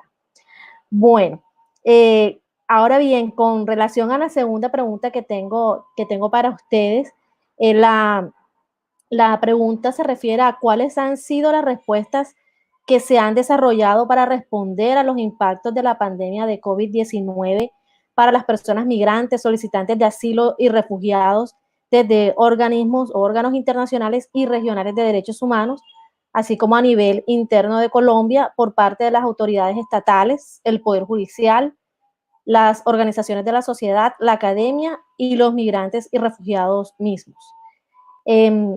Como empezamos con María Teresa, entonces creo que volvemos a ella. María Teresa, adelante. Muchísimas gracias. Bueno, frente al caso colombiano, quisiera simplemente hacer una contextualización que seguramente tanto las personas que están conectadas por el YouTube Live como pues obviamente quienes estamos presentes conocemos muy bien, pero que conviene tener en cuenta, y es que Colombia pues ha tenido un contexto de ausencia de normativa integral en materia migratoria. Esto básicamente obedece a nuestro perfil migratorio históricamente, digamos, cimentado en el territorio, y es que pues siempre hemos sido un país de origen de inmigrantes que se dirigen hacia otros lugares, y que también por las situaciones de nuestro conflicto armado interno no hemos sido pues atractivos para tener una migración históricamente reconocida, como ha sucedido con otros países vecinos, como incluso Venezuela o países del Cono Sur. Eso ha hecho que hayamos tenido o tengamos todavía unas deficiencias estructurales bien grandes en materia de atención, pues las medidas que ha tomado el Estado colombiano han sido medidas de coyuntura y de respuesta inmediatista frente a la ola migratoria proveniente de Venezuela de manera particular, pues han sido invisibilizadas, por ejemplo, olas migratorias como las comunidades indígenas provenientes de Ecuador en el territorio colombiano, como los haitianos, como las personas africanas que también se encuentran dentro del territorio nacional, y los migrantes en tránsito. Eso no es diferente frente a la situación del COVID-19, y si bien a principios del mes de abril se socializa un documento emitido por la Presidencia de la República donde se busca dar protección a los migrantes venezolanos y a las personas que necesitan protección internacional, de todas maneras, a pesar de que estos puntos son 6 puntos bien intencionados, tienen unas deficiencias estructurales que me voy a permitir decir de una manera muy concreta.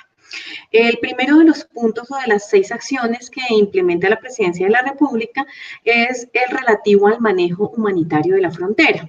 Este concentrado básicamente en el retorno a través de un corredor migratorio que se diseña en el caso colombiano, pero que se diseña únicamente por la frontera que tenemos con el puente Simón Bolívar y la ciudad de Cúcuta.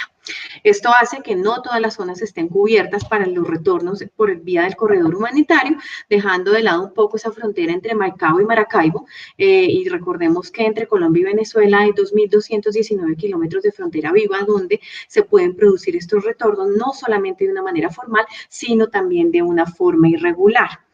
Eso ha hecho que uno de los retos principales de esta medida sea que no hay un control por esos pasos irregulares, precisamente permitiendo la actuación de las redes de tratantes de personas y de traficantes de migrantes. De otro lado, quiero referirme también a una cosa que decía precisamente el doctor Álvaro, y era relacionada con el tema de las condiciones de seguridad y la certeza de los retornos voluntarios. En ese sentido, el ACNUR ha puesto una alerta muy fuerte frente a cómo se están produciendo los retornos, pues si bien en el caso del Estado colombiano se ha manifestado que esto se produce de manera voluntaria, no hay una certeza plena de cómo se están, cuáles son las motivaciones para el regreso. Básicamente son económicas, los migrantes no están encontrando manera de ganarse la vida en el caso colombiano, y también muy restringido el acceso a otros derechos, por lo que están decidiendo regresar a sus lugares de origen. De otro lado, otra de las situaciones que preocupan mucho frente al retorno de los migrantes que se encontraban en el territorio colombiano y regresando a Venezuela son las condiciones precisamente en el Estado venezolano, y es condiciones relativas al tema de salud. No hay un registro muy claro frente a cuáles son esas condiciones de salubridad de cara a la pandemia, pero de otro lado también no hay autosostenibilidad de estas personas a pesar de que están llegando a reencontrarse con sus familias. Entonces, eso de un lado. La segunda medida que ha tomado el Estado colombiano es el acceso a la salud para personas venezolanas que incluso se encuentren en situación jurídica de irregularidad. Sin embargo, uno de los retos principales es que esto se está realizando dentro del marco de la normativa que había expedido el Ministerio de Salud para la atención de los migrantes venezolanos, y esta sabemos que se circunscribe a la atención en caso de urgencias, no incluye las hospitalizaciones, lo que de cara a la pandemia pues es una debilidad muy grande del sistema de salud, pues no hay una capacidad instalada suficiente para que estas personas puedan ser recluidas en centros de salud en caso de presentar positivo frente a COVID-19. De otra parte, y es muy relacionado con lo que hablábamos hace un momento en el contexto y cuáles eran las principales afectaciones de la población migrante de cara a la pandemia, y es por la volatilidad de la población, pues no se pueden realizar de manera eficiente, oportuna, las prácticas de la prueba para saber si se encuentran o no contagiados con el coronavirus. La tercera de las acciones que adoptó el Estado colombiano a partir de esa circular, es una circular que sale de la Gerencia de Frontera, y pues el doctor Felipe Muñoz lo ha trabajado mucho con la Cancillería, es la adaptación de programas de cooperación internacional para la crisis, y básicamente tienen varios frentes. Uno, el suministro de agua para la población migrante para poder tener como las condiciones mínimas de prevención que el Ministerio de Salud y la OMS han dispuesto para poder evitar la propagación de la pandemia. La otra, la cooperación en materia de programa de transferencias para poder recibir recursos económicos y atender a esta población vulnerable. Adaptación en los esquemas alimentarios, y esto es básicamente que hay que llevar los suministros alimenticios a los albergues, pero se quedan por fuera las personas que se encuentran, por ejemplo, en situación de mendicidad. Y quizá un poco ligándolo con la pregunta anterior, los albergues, dado que se encuentran cerrados, pues el índice de población en situación de desprotección es muy alto. De otro lado, esas medidas no están adaptadas, por ejemplo, al caso de los desalojos. Entonces, no se encuentra ningún tipo de solución para aquellas personas que no tienen cómo pagar el diario de los lugares en los que estaban habitando. En ese sentido, pues creo que fue muy segmentada esa adaptación de los programas de cooperación a unas situaciones muy particulares de confinamiento, excluyendo a una gran parte de la población. El cuarto punto se dirige para la atención de la población vulnerable, pero tiene un fuerte énfasis en lo que ha sido el limitado enfoque diferencial para la atención de la población migrante en el caso colombiano, y es solamente orientado a la atención de las mujeres gestantes o de las madres que tienen hijos infantes en edad de 0 a 2 años y de los menores de edad. En este sentido, no ha habido un desarrollo de otro tipo de poblaciones que requieran especial protección tanto internacional como constitucional, dejando, digamos, de lado e invisibilizado a las personas con discapacidad, los adultos mayores, la población LGBTI, y digamos otro tipo de poblaciones vulnerables como los habitantes de calle. En ese sentido, solamente la atención a esa población vulnerable, en el caso de la mujer, por ejemplo, nosotros en una investigación que estamos precisamente terminando de publicar, que se llama Feminización de la Migración Venezolana, con enfoque de derechos humanos, periodo 2014-2018, visibilizamos cómo la atención a la mujer migrante en la mayor parte de las zonas del país se dispensaba, pero por ser madres o por ser mujeres gestantes, pero no por ser mujeres. De suerte que el enfoque de género y el enfoque diferencial sí es necesario incluirlo, y creo que estas acciones pues dan buena cuenta de lo que ha sido nuestra política con ausencia de enfoque diferencial integral en el caso colombiano. El quinto punto es la focalización de programas en lugares de alto impacto. Esto parece sonar muy bien porque básicamente se trata de fortalecer las capacidades institucionales de entes territoriales para poder brindar apoyo a la población migrante, pero se circunscribió únicamente a 3 sectores o a 3 zonas, que es Villa del Rosario, muy cercano a Cúcuta, Soacha y Maicao, dejando de lado otros lugares de alta afluencia de población migrante, como por ejemplo sucede con el caso de Arauca y como sucede con el caso de las grandes ciudades cabeceras de distritos, donde se recibe un importante flujo de población, en este caso venezolana. Y el sexto punto es mayor coordinación interinstitucional de territorios y la suspensión de los vencimientos de los permisos. Frente a la mayor coordinación interinstitucional, el principal reto ha sido que no ha habido conocimiento ni difusión de la medida. Realmente las medidas adoptadas por el gobierno y por la Presidencia de la República para atender a la población migrante fueron medidas que salieron muy oportunamente, porque realmente fue en los primeros días del mes de abril. Teníamos hace muy poco declarado el estado de emergencia social a través del decreto legislativo del presidente, pero no se ha hecho una difusión suficiente, de suerte que los funcionarios públicos no tienen conocimiento de este tipo de medidas. Entonces allí hay una ausencia de aplicación y unos defectos muy complicados a la hora de que la población migrante pueda recibir esta atención. De cara a los permisos, la suspensión de los vencimientos de los permisos creo que es una buena práctica institucional. Sin embargo, tampoco ha habido una difusión y la población migrante no tiene claridad si se encuentra en una situación de irregularidad migratoria o no.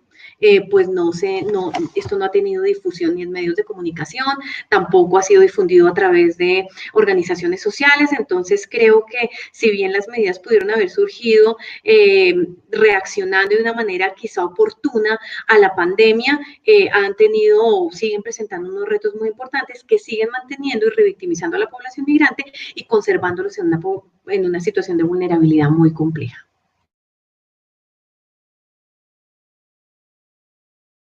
Álvaro, adelante. Bueno, muchísimas gracias. Bueno, es difícil responder después de la presentación de la profesora Palacios, pero bueno, yo me voy a enfocar de nuevo en un poco cuál ha sido la respuesta de los organismos internacionales. Yo creo que uno puede apreciar la respuesta de los organismos internacionales de diferentes maneras. Por un lado, creo que ha sido bueno en el sentido de que hemos visto una reacción como nunca por parte de diferentes instancias, tanto de la Organización de las Naciones Unidas como de la Organización de Estados Americanos. El secretario general ha tenido un rol muy activo, la Organización Mundial de la Salud también, la alta comisionada de las Naciones Unidas para los Derechos Humanos también, así el ACNUR, OIM, etc.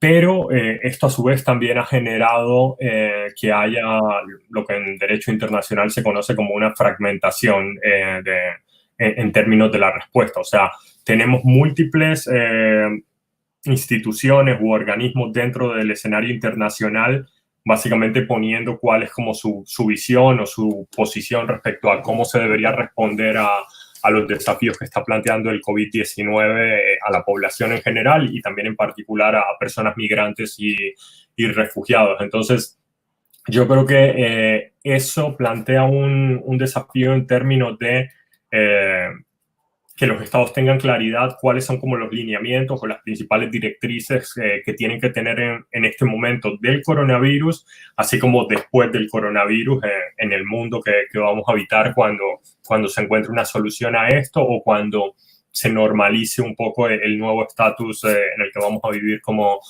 consecuencia del COVID-19. Y, por ejemplo, eso era algo que yo estaba haciendo hace unos días en una investigación para trabajo del comité, analizando un poco las respuestas de Naciones Unidas, desde los órganos de tratados como el Comité de Trabajadores Migrantes o como el Comité de Derechos Humanos, desde los pronunciamientos de la Alta Comisionada, del Secretario General de las Naciones Unidas, de la ACNUR, la OIM, etcétera. En el barrido de información que nosotros logramos hacer, identificamos que desde que surge la crisis a principios de marzo o mediados de marzo hasta la fecha o hasta la semana pasada, desde Naciones Unidas habían salido cerca de 155 pronunciamientos de diferentes instituciones respecto al impacto que está teniendo el coronavirus y las medidas que deberían tomar los estados. Muchos de esos relativos o específicos a migrantes y refugiados, o pronunciamientos de tipo general que tienen apartados específicos para migrantes y refugiados. Entonces, yo creo que ahí hay un desafío en términos de, en un contexto donde las autoridades y donde en general todas las personas que están dando respuesta a esto están prácticamente centrando sus esfuerzos para poder responder y salvar vidas, en términos de centralizar o de dar mensajes más claros y más articulados y no tener esa gran fragmentación de múltiples pronunciamientos, etcétera. O sea, creo que ese es como el desafío que viene a partir de ahora, cómo logramos generar respuestas más articuladas. Pero pensando en algunos de esos pronunciamientos, yo creo que es muy importante, por ejemplo, el pronunciamiento que hizo el Alto Comisionado de las Naciones Unidas para los Derechos Humanos a principios de esta situación, creo que fue como a finales de marzo, sobre el impacto que podía tener el coronavirus para las personas solicitantes de asilo y refugiadas en el ingreso al territorio. O sea, algunos de los principales lineamientos o recomendaciones que hace este documento del ACNUR es, por ejemplo, que los estados tienen que asegurar el acceso a un procedimiento de reconocimiento de la condición de refugiado y brindar acceso a servicios en materia de salud, o también que los estados deben permitir el ingreso al territorio de personas solicitantes de asilo, y que los procedimientos que ya se habían iniciado tienen que continuar, pero siendo conscientes de las dificultades que hay por todas las medidas de aislamiento, etcétera, que eso puede tener un impacto en los funcionarios que llevan los procedimientos. Entonces, en priorizar aquellos procedimientos que tienen que ver con personas en situación de vulnerabilidad, es decir, niños y niñas, víctimas de trata de personas, mujeres embarazadas, etcétera. Otro de los lineamientos importantes de ese documento es que las restricciones a la libre circulación no deben ser arbitrarias ni discriminatorias, y también que las restricciones al ejercicio de derechos no deben tener una duración más allá de lo necesario. Y por último, otro elemento importante de este documento y que se dirige tanto a refugiados y otros grupos en situación de vulnerabilidad es que la salud pública y otras respuestas deben incluir a estos grupos de población, solicitantes de asilo, refugiados, etc. Luego también hemos tenido varios pronunciamientos por parte de la Alta Comisionada de las Naciones Unidas para los Derechos Humanos, la doctora Michelle Bachelet, presidenta de Chile. Y, por ejemplo, uno de los temas que abordaba, y que fue un tema que se volvió como muy latente en el mes de abril en varios países de la región, era que los estados latinoamericanos no deberían prohibir que sus nacionales regresen a sus territorios o a sus países. Y esa es una norma en materia de derechos humanos, de que todas las personas tienen derecho a regresar al país del cual son nacionales, y que algunos autores ya consideran incluso que es una norma de carácter de jus cogens, que no se debería prohibir en ningún tipo de circunstancias, más teniendo en cuenta la experiencia histórica de América Latina, donde muchas personas después de los conflictos armados o las dictaduras se les prohibía regresar a sus países del cual eran nacionales. Y otro tema interesante en los pronunciamientos iniciales y ahora los más recientes de la Alta Comisionada es con relación al tema de los retornos, y es que los estados deben considerar la posibilidad de suspender temporalmente los retornos forzados de personas en el contexto de la pandemia. Y algo que, por ejemplo, estamos viendo en el caso de Colombia, que creo que es algo interesante, con su experiencia con el caso de los venezolanos, establecer mecanismos para la regularización de personas migrantes y refugiadas. O sea, eso si uno lo compara con otras regiones del mundo, no es algo tan común y por el contrario las respuestas suelen ir más dirigidas a la detección, detención y deportación de esas personas. Entonces, como que en este contexto, ver la posibilidad de regularizar a personas migrantes y refugiadas es una alternativa que los estados deberían considerar. Y hay países como Portugal que lo hicieron al principio de la pandemia, Italia lo está considerando, y tengo entendido que es una discusión que también se está llevando en otros países de la región, como Brasil y otros.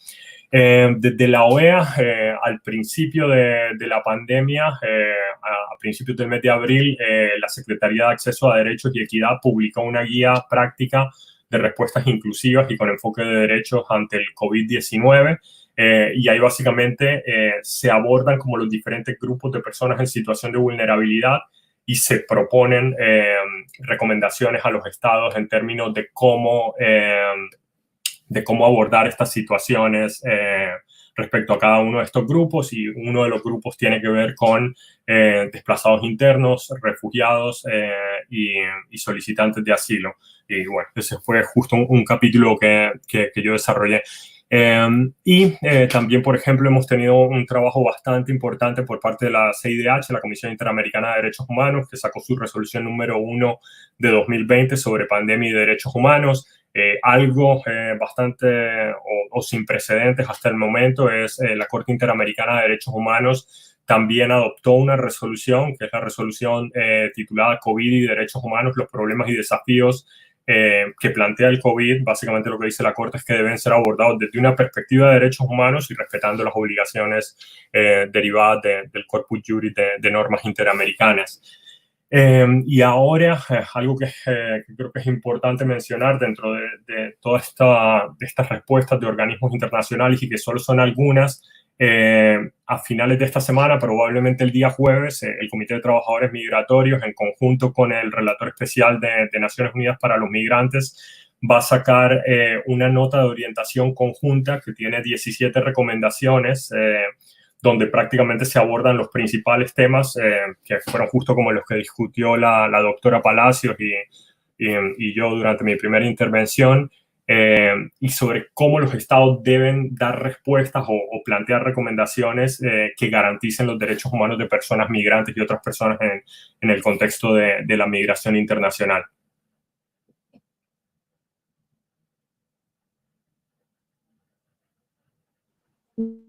Gracias, Álvaro, por tu respuesta. De verdad que todo esto es muy pertinente y realmente es una información valiosa. Yo lo último que quisiera anotar es el tema de las personas en situación de apatridia, que creo que también es un grupo invisibilizado y que sobre todo en estos tiempos de COVID-19 deben los estados y también los organismos internacionales prestarle atención a cómo, en qué situaciones de vulnerabilidad adicional se encuentran, además de obviamente estar en situación de apatridia, y de empezar a establecer estos procedimientos para la determinación de la situación de apatridia, que muchos estados adolecen de ellos y que obviamente limita su protección. Entonces, quería hacer esa pequeña anotación.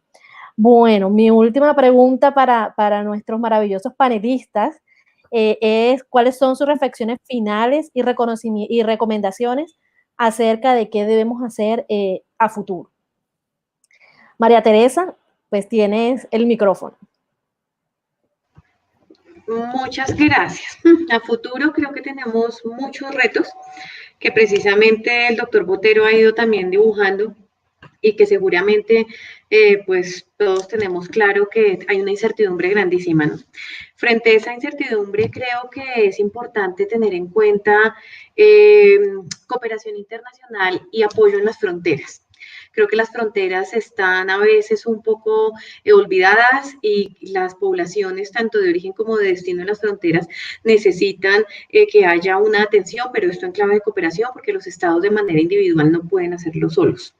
De otro lado, creo que es importante que en el caso colombiano donde tradicionalmente, hasta hace muy poco y antes de la pandemia, no manejamos un discurso restrictivo de ingreso de personas al territorio nacional, específicamente en el caso de los venezolanos, hay un riesgo muy alto en que esa restricción al ingreso al Estado pueda quedarse de manera permanente. Entonces, creo que un llamado debe hacerse es a que superando seguramente este tipo de crisis, no se quede como una política y sea precisamente una mala práctica arraigada cerrar frontera o comenzar a pedir una cantidad de requisitos como ha sucedido como en el caso de Perú o Ecuador para que las personas venezolanas puedan ingresar al territorio.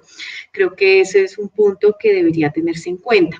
Frente al tema de los permisos, en el caso colombiano, creo que la coyuntura precisamente del COVID, de hacer estas prórrogas para evitar la situación jurídica de irregularidad de las personas que permanecen dentro del territorio nacional, es importante que haya unificación frente a esto, porque realmente se han desarrollado como muchas eras en materia de permisos temporales de permanencia en el caso colombiano, y esto ha generado una inseguridad jurídica para la población migrante, también desconocimiento, mucha confusión de parte de los funcionarios públicos, lo que dificulta mucho el acceso a los derechos. Entonces, creo que este tipo de medidas deben implementarse y estoy muy de acuerdo con lo que acaba de decir el doctor Álvaro frente a revisar la necesidad de generar procesos de regularización de personas. De otra parte, también muy de la mano de lo que él decía hace un momento, creo que uno de los principales desafíos que hay frente a las personas que requieren protección internacional es ser muy estrictos con los plazos razonables y oportunos de las solicitudes de asilo y de refugio dentro del territorio, porque muchas de estas personas además son menores no acompañados que están esperando poder reunificarse con su familia y con sus padres. Entonces, en este sentido, creo que es importante que en el caso colombiano, a pesar de las restricciones que hay a la libertad de circulación y de ingreso al territorio, estas sean unas excepciones muy claras, donde se tenga clarísimo que el interés superior del niño, previsto en la Convención de Derechos del Niño, es un interés superior que hay que proteger en este tipo de casos. Por ejemplo, creo que es urgente en el caso colombiano, muy al margen de la pandemia, desarrollar la ley migratoria. Precisamente ahorita se encontraba casi a puertas de segundo debate el proyecto de ley que presentó el presidente de la República el 24 de julio del año pasado. En ese caso particular, pues hemos querido como academia, que era una de tus preguntas al inicio, involucrarnos de manera muy activa para hacer observaciones de fondo a lo que debería incluir este proyecto de ley, que ojalá tengamos una ley migratoria integral con enfoque de derechos humanos dentro de poco tiempo, pero es no dilatar más esos debates, porque si no alcanza a pasar en esta legislatura, se quedaría archivada y eso sería lamentable dado el esfuerzo tanto de la Cancillería y digamos de otros sectores, incluso pues de las mismas UTLs del Congreso que han participado en esta materia. También creo que es importante tener en cuenta un desarrollo en clave de interseccionalidad.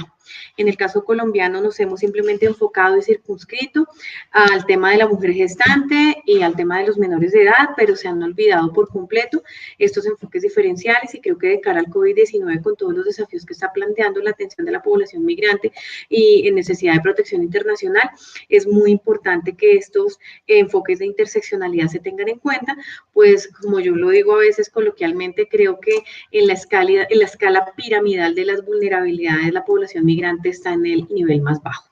Con eso terminaría y muchas gracias. Bueno, muchísimas gracias, María Teresa. Le damos el uso de la palabra a Álvaro.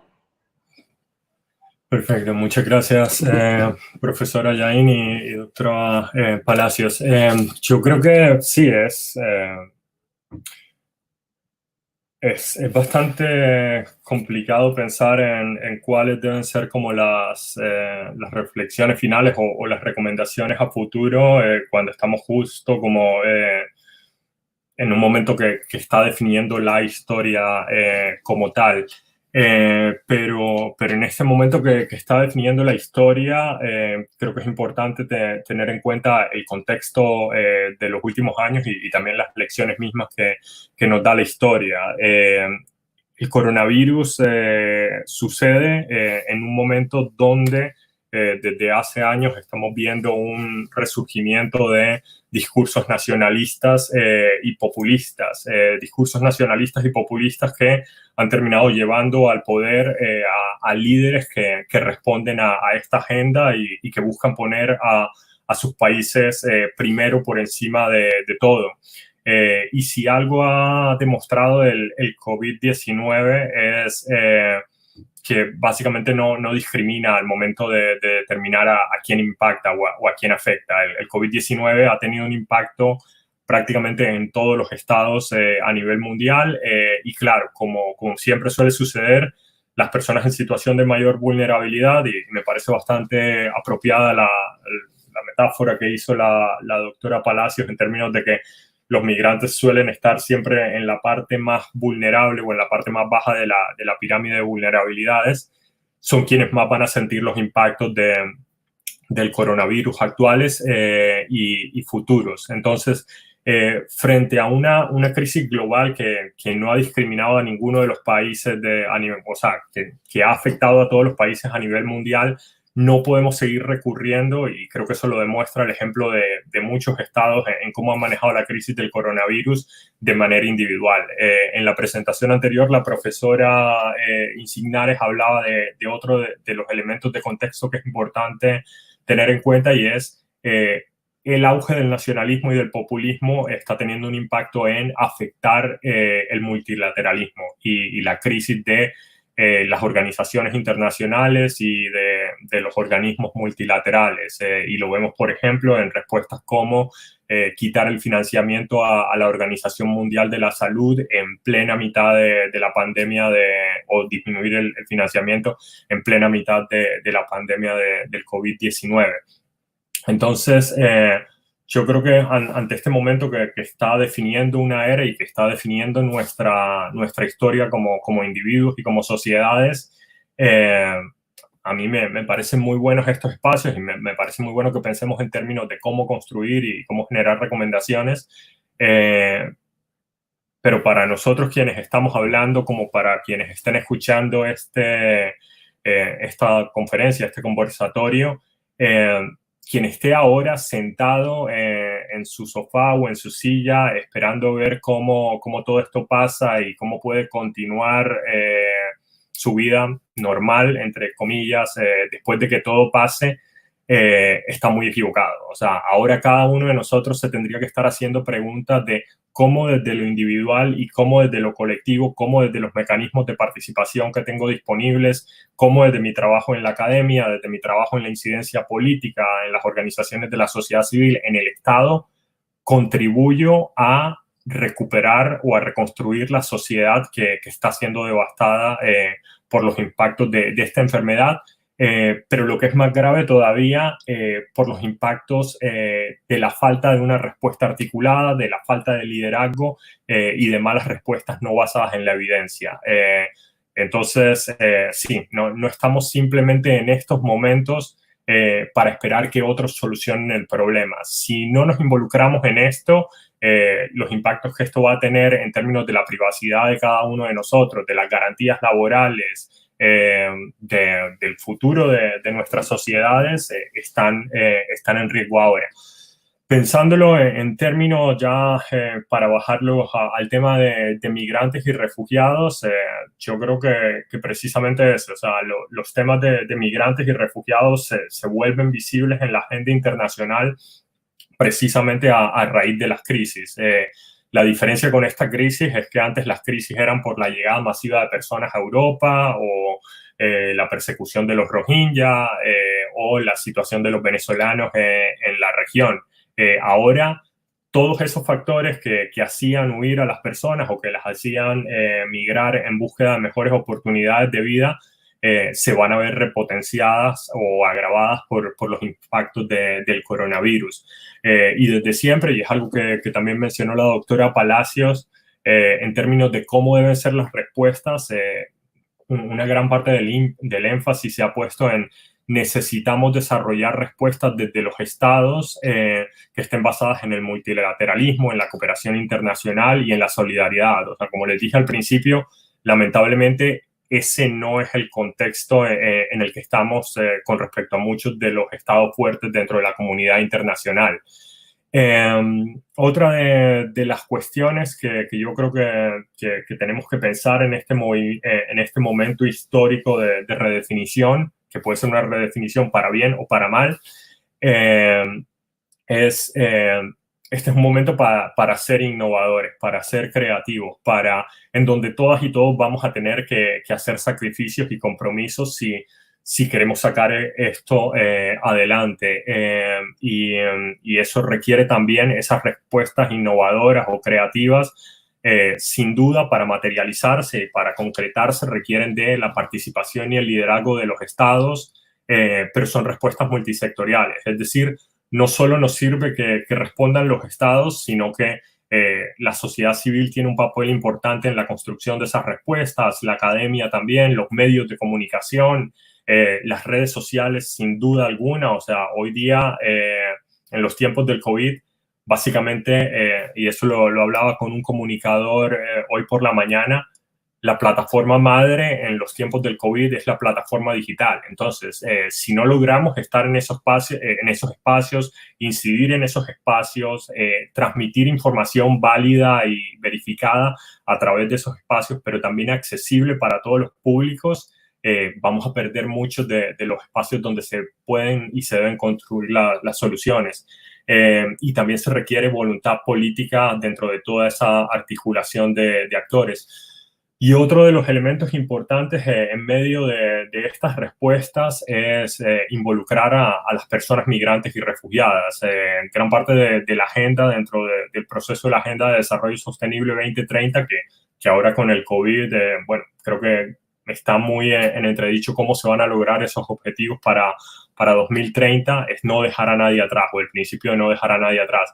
Y por lo general, los migrantes y los refugiados, por el hecho de no ser nacionales o por el hecho además de no estar en una situación regular en el país en el que se encuentran, suelen ser dejados atrás. O sea, tenemos que también llegar al momento en donde espacios como estos, las personas migrantes y refugiadas puedan hablar y empoderen sus propias causas. Yo creo que esas serían como algunas de mis, no sé, reflexiones ahora para finalizar.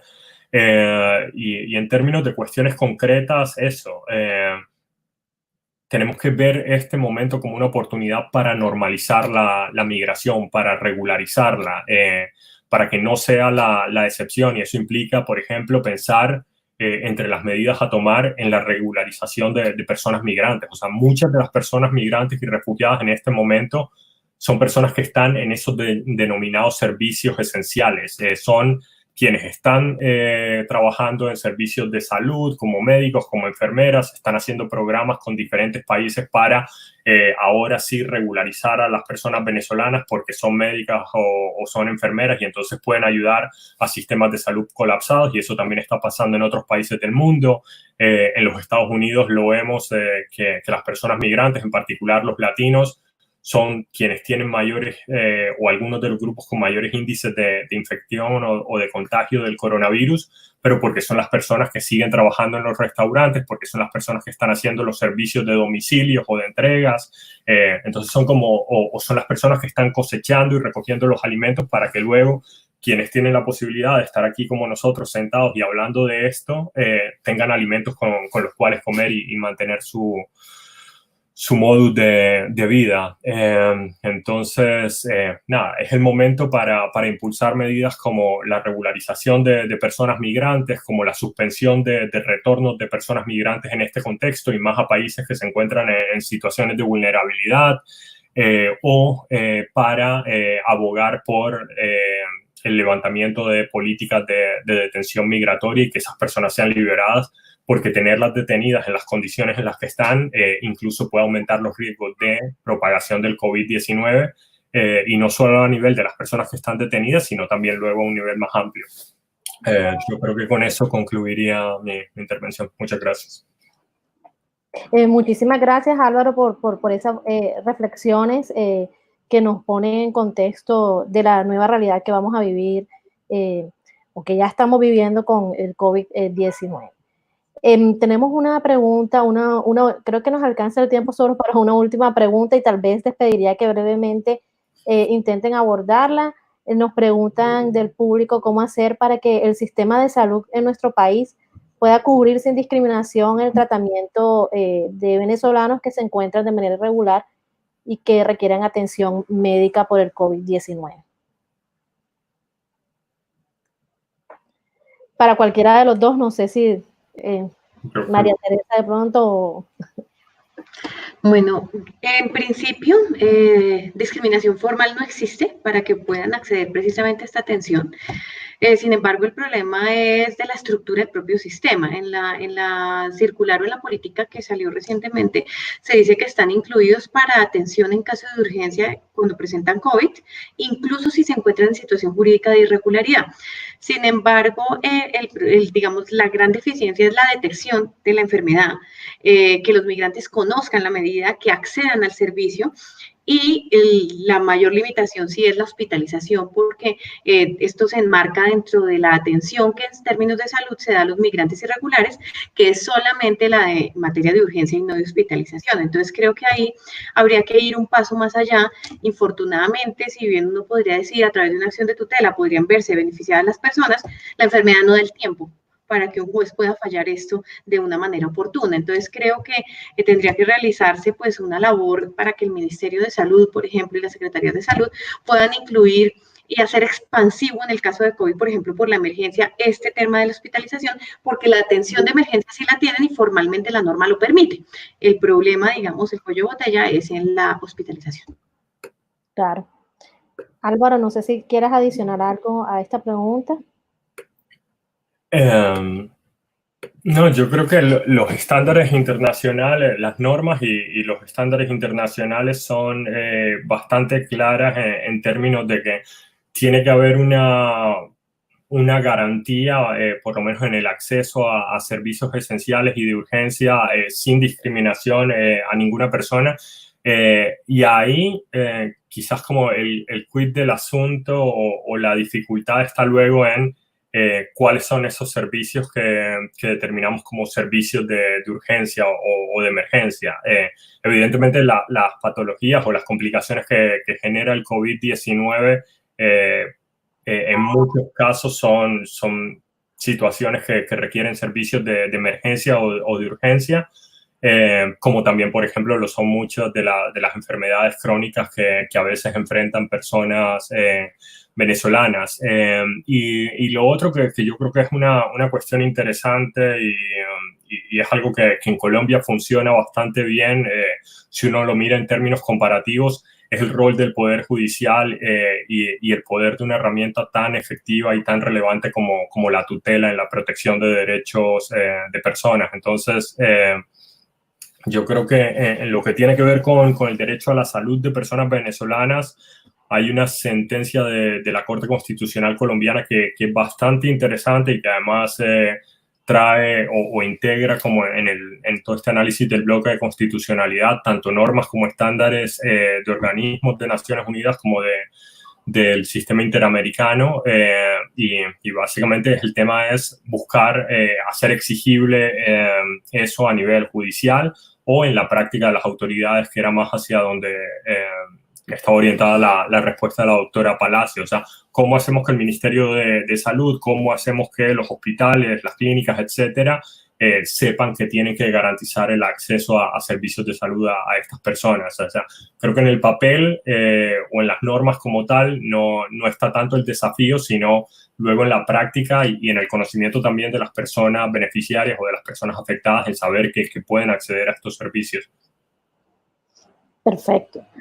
Bueno, yo creo que ya el tiempo no nos da para más, pero hemos abarcado una gran cantidad de temas y creo que ha sido un panel lo suficientemente amplio para abordar muchísimas de las temáticas en cuanto a la vulnerabilidad que sufren las poblaciones migrantes, refugiados, víctimas de trata de personas, de tráfico, de personas en situación de apatridia. Entonces quisiera cerrar agradeciéndole a la doctora María Teresa Palacios, al doctor Álvaro Botero por haber compartido con nosotros este espacio de enseñanza, pero también de sensibilización alrededor de esta temática, y bueno, también a nuestros panelistas anteriores en el panel de comercio internacional, la doctora Silvana Encinares y el doctor David Marín.